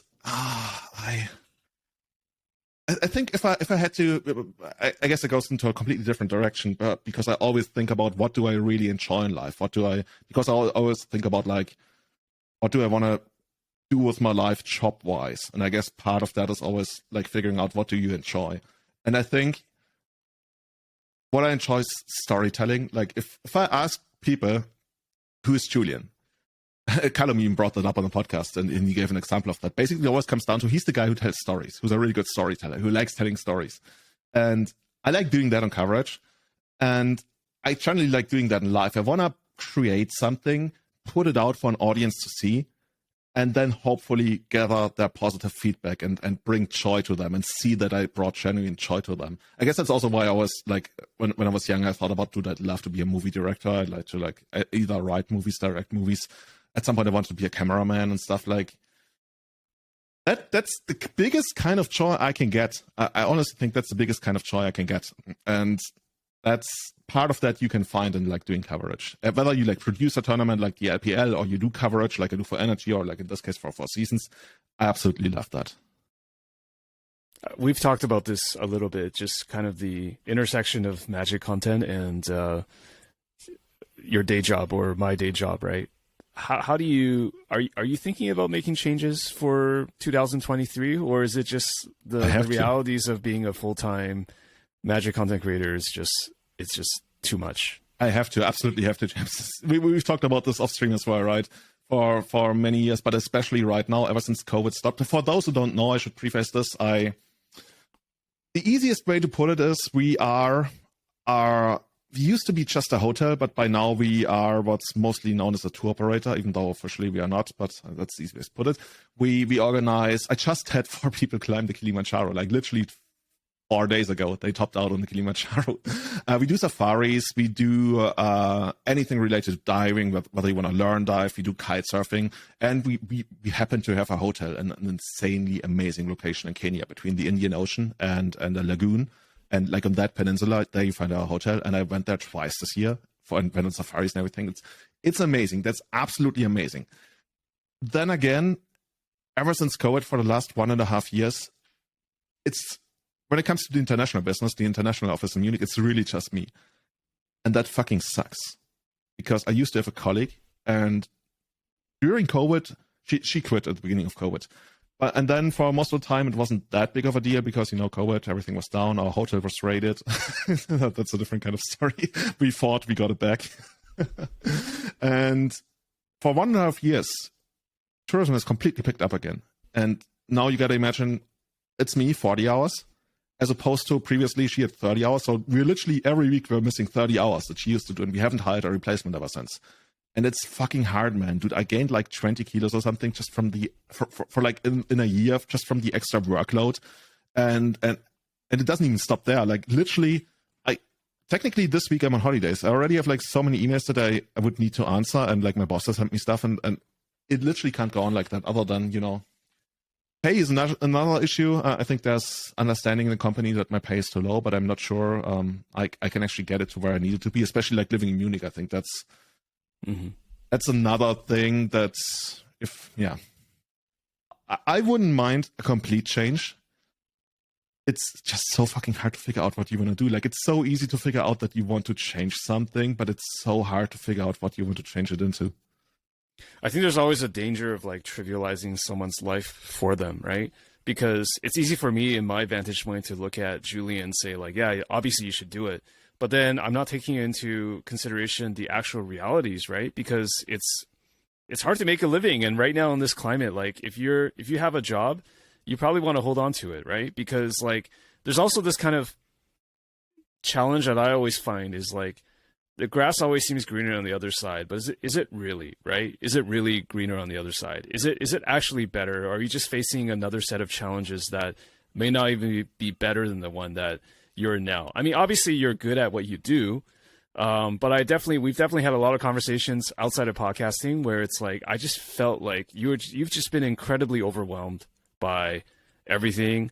You're stressed the fuck out, and it's just not healthy, right? As you mentioned, the weight gain and stuff like that. And I just want to say, as a friend, I wish the best for you, but I have this bad tendency to also want to problem solve for other people, but I have to like pull myself back because really, like, only you know your reality and you know the best way to stay on that or to change on that. And it's not really my place to just be like, yeah, obviously you should just do this, or obviously you should just do that. It's just, it's so tough. Right. And I just hope that I'm just trying to be a better listener and just try to like hear what you're saying. And I'm just hoping the best for you in terms of hoping that you'll find a way to better your life in some way. But I know it's tough.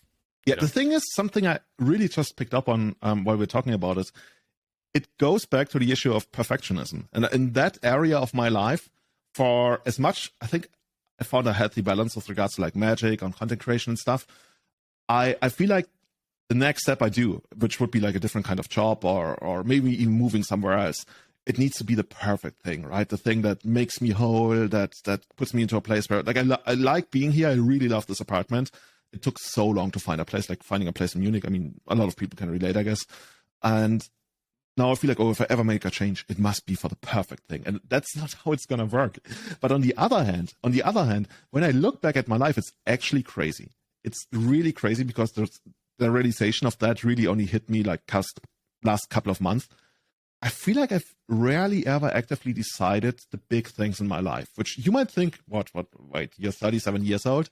Yeah, so like my path to like school, which is like you have 3 tiers of school in Germany. I went to the highest and then I graduated and then I went to university, bachelor, master, whatever. Had to do some work on the side because military replacement service and stuff.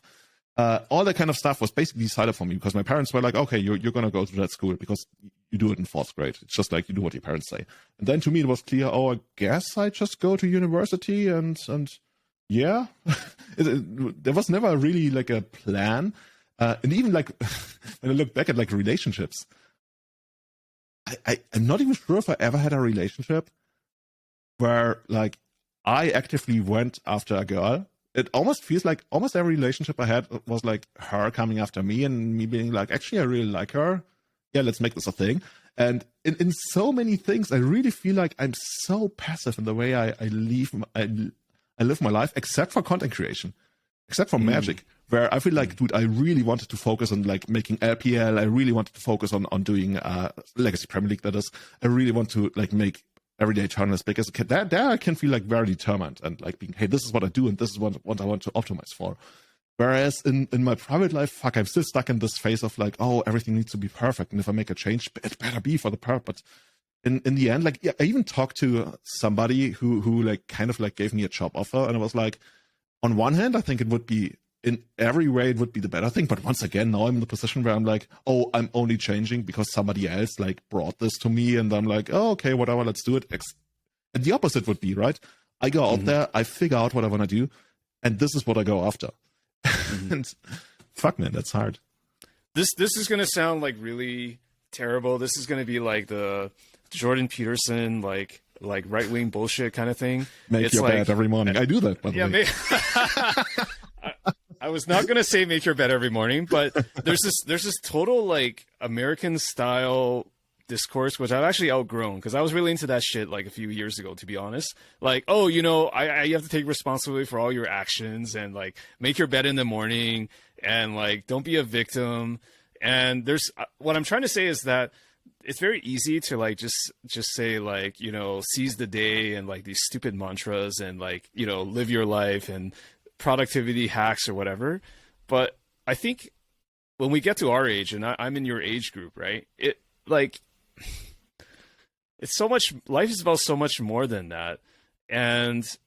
But I do want to caution you because like you shouldn't not take the job just because you feel like like what I'm trying to say is that actually, sorry, there was a kind of a ramble there, but I'm saying that there is some validity to the idea of like we have these self-limiting beliefs. This sounds like such a right-wing thing to say. Like we have these limiting beliefs and these things are like shackling you, right? Like I think you do have to figure out like what your limiting beliefs are and figure out how to get past that. Because I've had a lot of situations this year where I kind of just realized that it was just myself holding me back. In the end, like I shouldn't not do something because of some like misguided principles or idealism. You know what I mean? Like maybe it's speaking to the perfectionism or anti-perfectionism thing. Yeah, I know it almost reminds me of like David Serlin, right? You read his book about like how to not be a scrub in fighting games. Like you put these conditions upon yourself upon which you will compete, so you don't have to ever fully expose yourself to your full potential and stuff. It's just something we talk about in Legacy sometimes, where people are like, "Oh, I will never play a Delver deck. I will rather play something else, and then I will optimize for that."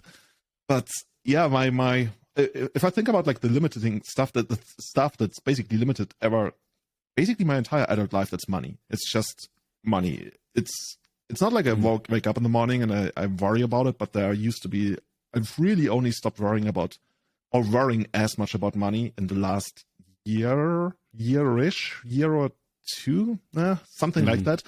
Because before that, it was always like, fuck, like it was the biggest limiting factor for anything I ever did or anything I ever thought about. And it was like a burden, insane mental and existential burden. And at this point, it's lessened. but it's not anywhere close to what I like. I talk a lot to my peers, and I can speak like about money pretty openly with my friends. And I feel like, dude, I'm just like so fucking far behind the curve right now. And I understand that, like, when somebody tells me, oh, do this and that, I'm like, dude, but if it goes wrong, like, shit, like, what happens then? And I talked a lot to the people in Kenya, right? Because a lot of my friends in Kenya, they work for the hotel based on the hotel. And you would think that's an amazing life, right? You live at the beach. And when I go there twice a year, like this year, you just like, you work at the street bar, at the beach bar with your laptop. And then once your day is done, you just go swimming. It's amazing. It's amazing. Everything is amazing. But then again, when I talk to them and I'm like, how do you actually make that work? Because like, what if anything comes up? Like, you have to leave Kenya. I don't know. Hotel gets raided again. You're kicked out. All of them. And I really don't mean that in a jealous or depreciating or any kind of way. All of them tell me, oh, my parents have like this big house here and I can always come back, and like, literally that's not a thing for me. Like, it's almost the other way around, where I have to worry about them and not like them being for me in the sense of like, oh yeah, you can always like, we got your back. I mean, they will have my back, but there's only so much you can do with limited amounts of money. And when they tell me, oh, you just like give up your apartment here, sell everything, and you come to Kenya, and it's going to be great. Maybe it actually, I mean, there's a good chance it would work out, but it's an insane risk.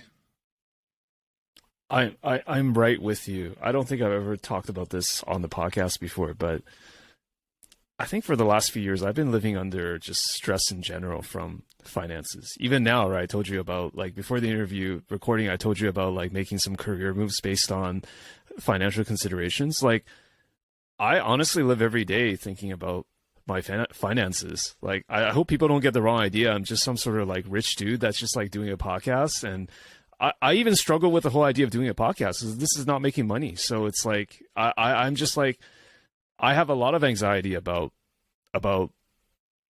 what I need to do. And I'm married and I need to provide. And there's the whole thing around that as well. I live in an expensive part of the world, just like you do, I assume.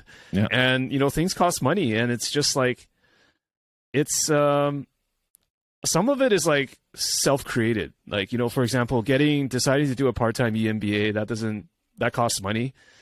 So I think a lot of things in retrospect, like, I'm happy with decisions, but in the moment, it still causes me a lot of anxiety and stress, even though I kind of sign myself up for it. Like, I could decide to go live in a much cheaper part of the world and things like that, but I have not.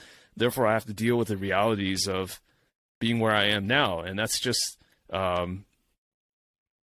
mean, I don't know how to express it other than like, I feel like every year of my life has gotten tougher in some respects, not to be like a woe is me, like, please have pity for James, but it's just like, but the way I kind of rationalize this is also that I am creating challenges for myself, and hopefully I don't get destroyed by these things. And if I can come out of it, then it will have like some benefit down the line that it will be worth it. But even this podcast, I don't know if it's going to be worth it, but I'm still doing it because I love it. And I thought you were talking about this specific episode.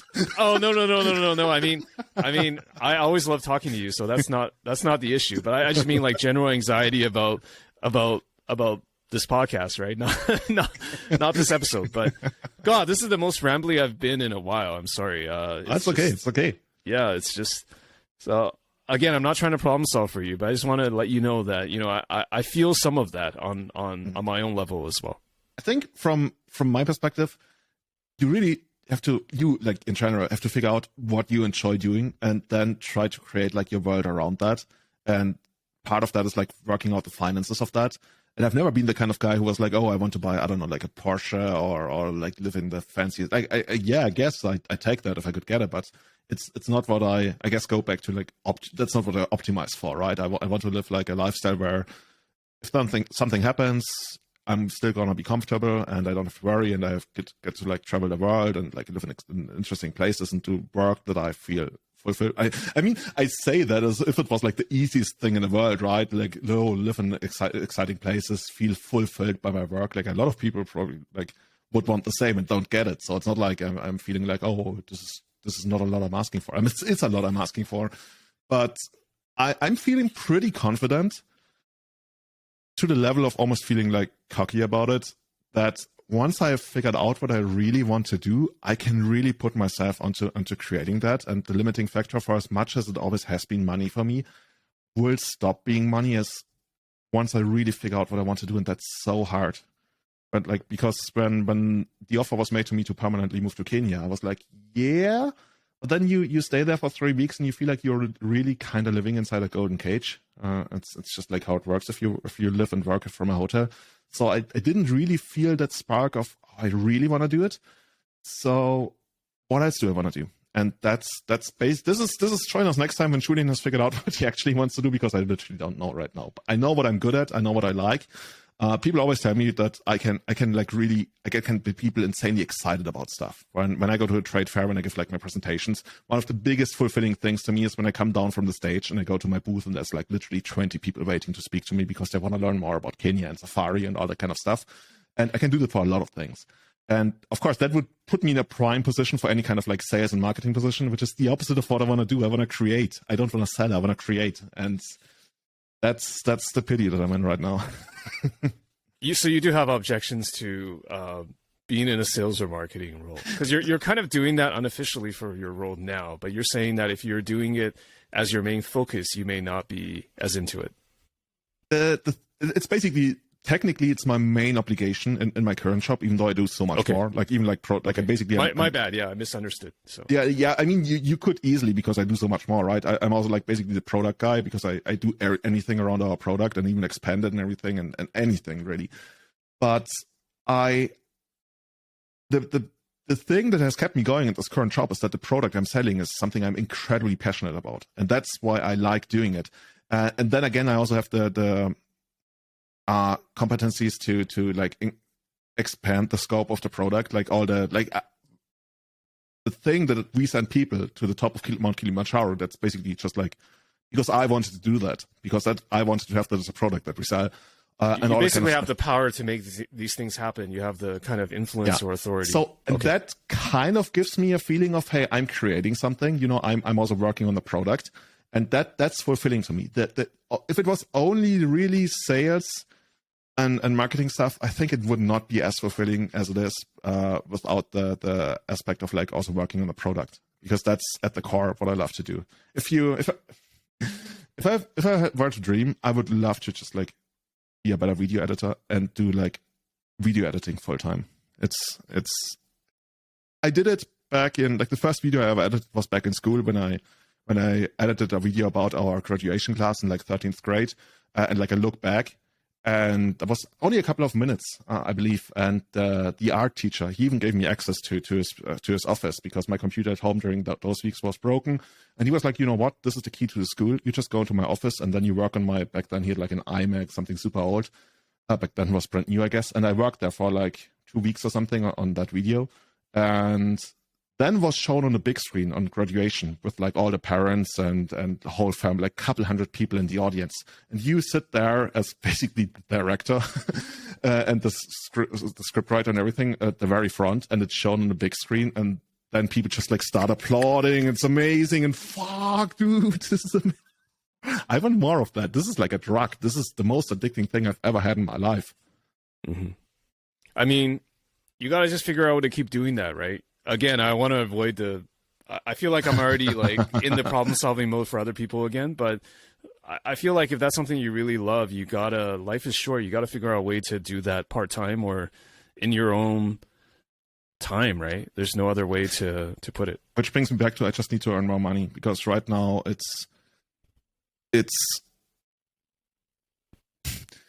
part of like my free time is always like trying to find other ways to still make more money, and that's not good. Like your free time should be your free time, right? And you should be able to wind down and relax.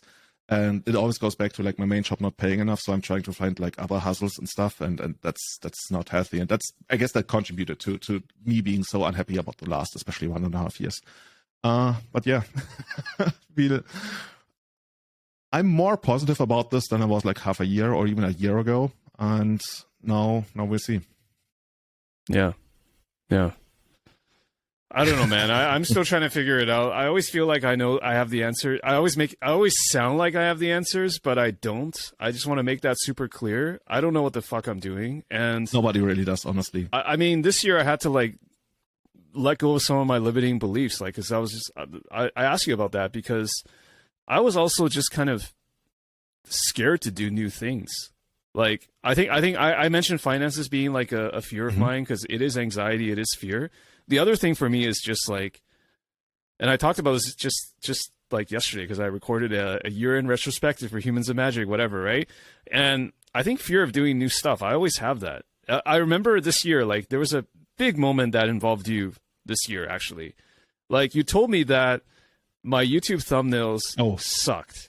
And it's so true, but I just have this fear of like, it's almost like a fear. I almost have like, I think it's just, I won't get into all the details, but I think the way I've kind of grown up and lived my life, I can be very defensive about things. So it's like when you first told me about the thumbnails and how they suck, my first reaction was just, I was very defensive. Like, oh, like I'm, yeah, I mean, yeah, I don't have that much time to make it better. Or when we used to talk about like competitive Magic, like, oh, it'd be great just to like top 8 and then I can just stop playing Magic online. And I was just like, I feel like I'm creating these sort of barriers for myself because I don't want to like go too deep into it because I'm kind of scared about like if I go deep into it and if I stop making excuses for myself, then I'll have nothing to fall back on, right?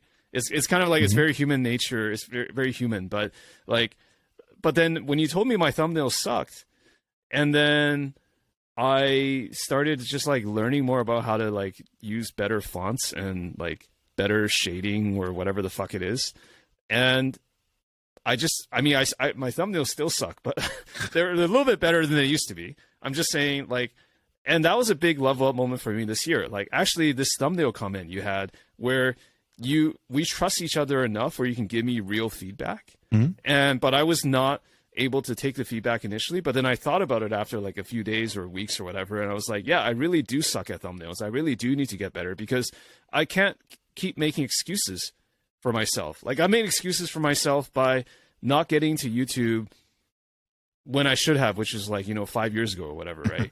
And now I'm doing it, but I feel very guarded. Like we were even talking before this interview about like, I'm still using iMovie and I probably should be moving on. And it's just like, and I'm just scared to like do things. It's not like I'm really scared, but it's just like, I know once I go into that new thing, I need to start to learn it. It takes time and opportunity costs. So I can always talk myself out of doing something. So that's tough. It's pragmatism once again, because as long as iMovie works for exactly what you want to do, there's only so much reason to really, like, for example, learn Adobe Premiere, which of course gives you a skill set that you can now use beyond this interview setup that we have right here, right now, right?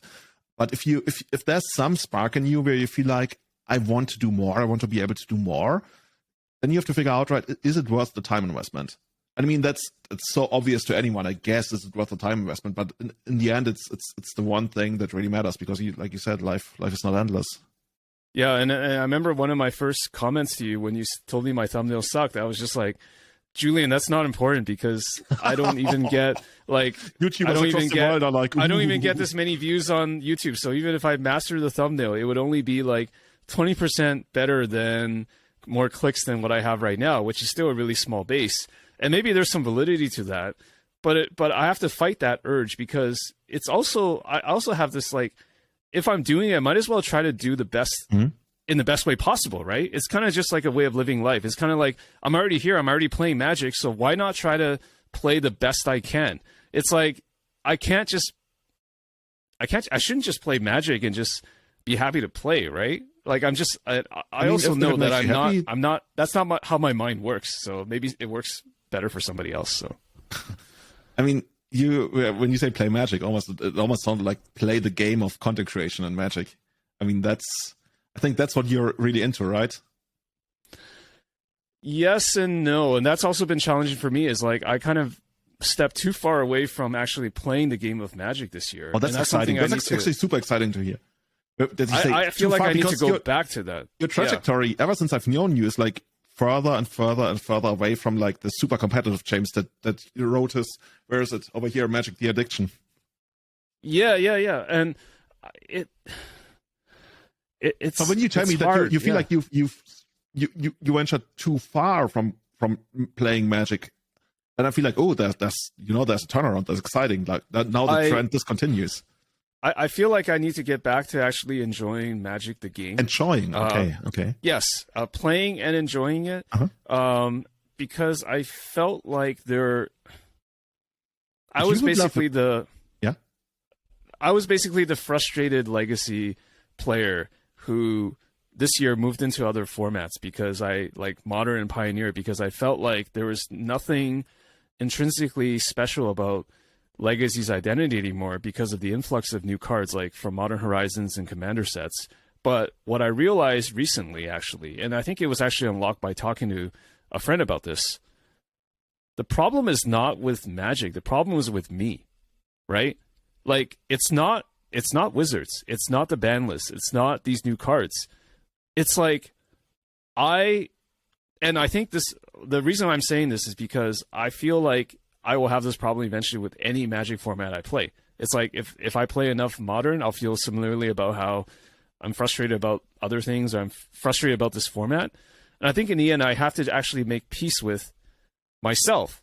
And so what I come to realize is that me like going away from Magic because of my frustrations with certain formats, it's actually my problem. Like, it's my own limiting beliefs about Magic. I'm trying to see Magic as something which it isn't. It's kind of like, I don't know, like, I don't know what the analogy is. Like, it's like when you have these like false beliefs about activities or hobbies, but you kind of realize that in the end, like, that's what the thing is, and you better just accept it if you want to enjoy it. And I don't know. I think I could easily talk myself out of just doing Magic, playing Magic entirely, but I want to go back into it because I think there's still like fun things about the format and being part of that community that I felt I was distancing myself too much from this year. So I think when people are somewhat or pretty frustrated with, let's say, for example, Legacy, or especially Legacy, I think it's always super interesting to learn what context they play the format in. Are you the person who passively consumes a lot of, like, let's say, streams, podcasts, but rarely ever gets to play? Or are you the kind of person who plays like just your local, like we have Tuesday night gatherings that I'm skipping tonight for you. Hey. Thank you. Oh, dude, it's okay.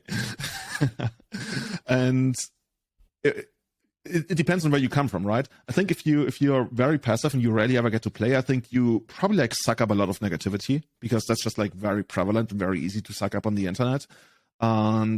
But I think that's what happened. I think I just needed to get out of the house and play more Magic. And honestly, this year, it's been hard to get out of the house from where I was in China. So that I think that contributed to part of that, Yeah. Oh, yeah, I can imagine. Because for me, I can, once again, only speak from my own experience. Whenever I felt like somewhat frustrated, except for the Dig Through Time example I talked about, something that always made me happy is just like going to local events. Just like going to a Tuesday night, play a couple of games. Even if your deck is underpowered, you're probably not going to play against a stupid deck that you really hate right now. And even in the big tournaments, because Paper Legacy is, once again, when we keep talking about this, and any kind of content creator will probably attest to that, Paper Legacy is so different from Magic Online Legacy just because Magic Online Legacy is so fluid. And I say that, as I earlier mentioned, that White Initiative was the second most played deck in the Eternal Weekend in North America. But I guess once you get to like a somewhat smaller level, it's so diverse. We just had a top 8 at the Etc. Legacy tournament that had, I want to say, no brainstorm in the top 8. And those events are like still reasonably competitive. Like we have even like, we have GP winners, Legacy GP top 8ers and stuff playing those events. But even if we didn't, doesn't matter. It's still like an environment with like 40 to 50 people where you would probably play up against a different deck every single round. And that's why most of the people who are there go there. I see a lot of people who used to travel internationally and be like at all the big events, but now they either have like a family or a job that's more demanding.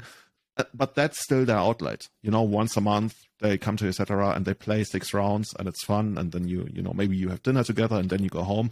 And the community is such a big aspect of enjoying that. And I feel that's one of the most fulfilling things, and especially during lockdown, when things, or right after lockdowns that we had, when things started happening again, I really fully grew to understand how much I really enjoy that, and just like hanging out on a Tuesday night and playing. Yeah, I think I rediscovered the fun of Magic this year by playing in some paper events. It was really the RCQs, right? So I played in a couple of modern and pioneer RCQs, and they were so much fun. They were very competitive, and it was just like, actually going to a tournament with a friend and being able to like watch them play and talk about Magic between rounds, and just not, because that was one thing I really didn't like about Magic Online, and that's kind of why I stepped away from Magic Online this year. Is like it felt very much like it incentivizes just try-harding, like for my personality, playing as well as possible or playing to win, because there's no other reason to play Magic Online. There's no reason to grind leagues or challenges unless you want to actually.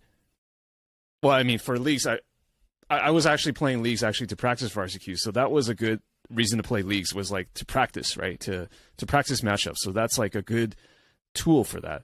But like I just saw no reason to play challenges because like I had to stay at home for the entire weekend, and it was very like it's not a plus EV thing for me because like I'm not very good. I feel like I still haven't got to the level. I need to probably play in more of them and just take more shots. But playing paper, like, and actually being able to interact with people, and I had a friend who worked at the LGS who actually lent me decks so I could play in the RCQs because I didn't own all the cards. That was really nice. It was really nice to like have that interaction, and it was really weird because I always kind of prided myself as being cold and robotic, as you can hear from my interviews from like 2 years ago, 3 years ago. I always felt like I didn't need the social aspect of Magic, but this year was kind of a wake-up call where it's just like, I really do need it. And I think it actually took the Shanghai lockdown to make me see that, which is kind of sad, but that's the way it is. I wouldn't call that sad. Like, that's a great discovery about yourself then. Like, it kind of pushed me to the brink where I did feel like I need it. Because, like, before I really was like, oh, Everybody I'm good, right? really needs it. Like, I think maybe there's some people who need it to a lesser degree and some need it to a larger degree. But overall, it just makes the game what it is. Yeah. I mean, honestly, like, if imagine a world where Magic only existed on Magic Online. And like the user interface and the economics and all that kind of stuff. I mean, Daybreak Games has made the economics better. They made like a lot of super expensive cards more approachable. But in the grand scheme of things, if Magic had only ever existed on Magic Online and never, been a paper game, I don't think it would be like, it would be like this super niche thing that would have probably like died out at some point. Yeah. And I guess you can maybe understand because you've also been following the events of China and we've talked, but I just feel like, man, this year just changed me as a person. Like, it just completely changed how I see everything, not just Magic, everything. Like how I was real. I don't know. I'll give you an example, right? Like, I think I was really connecting with my business school classmates, and I was really into that whole, like, networking and like real friendships, real connections. But I think a part of that just kind of died this year with the lockdown. Like, now that things have been a little bit back to normal, I've just been sort of more removed from it. I don't know what it is. I think my priorities just kind of change. I think now it's just, for me, it's just like friends and family and work and staying healthy and doing this podcast. Like, that's all I care about. And like some of the other things I just don't see them as important anymore. I don't know what happened to me. Maybe it just takes me time to get out of this kind of like trauma that I was a part of, like living in China this year. I mean, I don't know. Sorry, it sounds really serious. No. It's I mean, technically, you would think, okay, that's a good thing, right? He cares about friends and family and that kind of stuff. But honestly, I mean, I think a lot of people are like that, and that's what they want from life. And especially once you have children, I think that takes it just like to a very next level. Like, even I on a quote unquote, like, only have two nieces, like not childs of my own, but still I love them so much, and I already see what that like does to me. I mean, both, as far as I know, both you and I don't have children yet, but I think you certainly are the kind of guy who will always want something more, to either apply yourself in some kind of way or gather new experiences. For me, the new experiences thing is the biggest thing. Like traveling, seeing the world, meeting new people. One of the most refreshing things, and I think you would love that too. One of the most refreshing things when I went to Kenya was we went outside the hotel, we went to different bars. And then, of course, you notice, okay, those are foreigners as well. And sometimes you talk, hey, what brings you to Kenya? What brings you to Kenya? And then you hear like their life stories, what they used to do. And you talk about what you do. And that's one of the most inspiring things. I literally can't phrase it in any other way. And by the way, you remember when I came to Beijing in 2019, end of 2019, right before COVID, when I came back, I have never felt more inspired in my entire life because I met so many amazing, interesting people. And I guess then COVID happened and all of that was like squished and like, okay, whatever. But I think traveling and meeting new people I guess that's to a certain degree that also happened when you went to your business school, right? Where you met so many interesting people who had like came from all walks of life and did all kinds of things. Because from what you told me, those were not like students, but people who already had their own business, right? So that's even more interesting stuff to talk about. So I could very much see that if now I'm the guy problem solving, right? If you put yourself out there to new experiences, and I guess you are, I think you posted out about that on Twitter, right? You were in LA and maybe you went back to Vancouver and stuff. I could very much see you getting insanely inspired by meeting new people and doing that. Yeah, I hope so. I think it's happening. I think I'm slowly coming out of the shell that I created for myself this year. And yeah, man. Yeah, I'm trying. We're all trying to figure out. If you love legacy and you're dissatisfied, we talked about this earlier. Literally just go out there and try to make proxy events happening at your place. And maybe it's not going to be big. If you want any kind of, advice, talk to Callum, talk to me. There's a lot of people who do that. We'll be happy to talk because I have seen what this does to a local community and how reinvigorated our local scene has become ever since we did that. Because we had like this really dry spell where the LGS wouldn't do legacy anymore, and of course legacy decks cost like a couple thousand. So it's literally like we have no special abilities. I wasn't even like them at all involved in making the thing. It was like local players who didn't have like any kind of special superpowers. Like when you see people who create something, you feel like, oh, they must have something, right? They either have like a lot of money or I don't know, connections. Like, no, it's literally just like local guys who started running their own legacy tournaments because there was no supply, but there was a lot of demand. So we just went out there and did that. So I think if we can keep pushing that and keep pushing the proxy movement, that's something I'm very, very, that's very close, like very dear to my heart. And I would do as much as I can to support. If you need shout outs on a podcast for your event, even if it's just like a 10 people event, I don't fucking care. Just send me a message and we shout it out on the podcast. I appreciate that. So, Julian, it's been awesome talking to you. And I hope that the next time we record, I think we will both be in a better place mentally, at least. Maybe the trend is positive. That's always like when people talk to me about trending. Yeah. Trending positive. Yes. Yeah. I hope that we can all level up in our own respective ways just to make this kind of a positive message after me complaining to you for 20 minutes straight here. I just wish you the best, man. I know we're recording this at year-end 2022, and I think it's also 2022 for you. For both of us. And I just can't say, I just want to put it out there. Like, thank you for continuing to inspire me. Dude, it's actually the other way around. This podcast, just so people know, if you made it this far listening to us talk, Humans of Magic would not have existed without Julian, and Humans of Magic would not continue to exist were it not for Julian's incredible influence on me as a friend. The reason why you're listening to this, whatever the episode number this is because of Julian. It's that simple. Like, Julian was the person that made me do this fucking thing in the first place, and thank you, Julian. Dude, I'll take those flowers, but I mean, if my influence is like 1%, you still put out like how many 100 episodes by now? I think that's still very much your thing.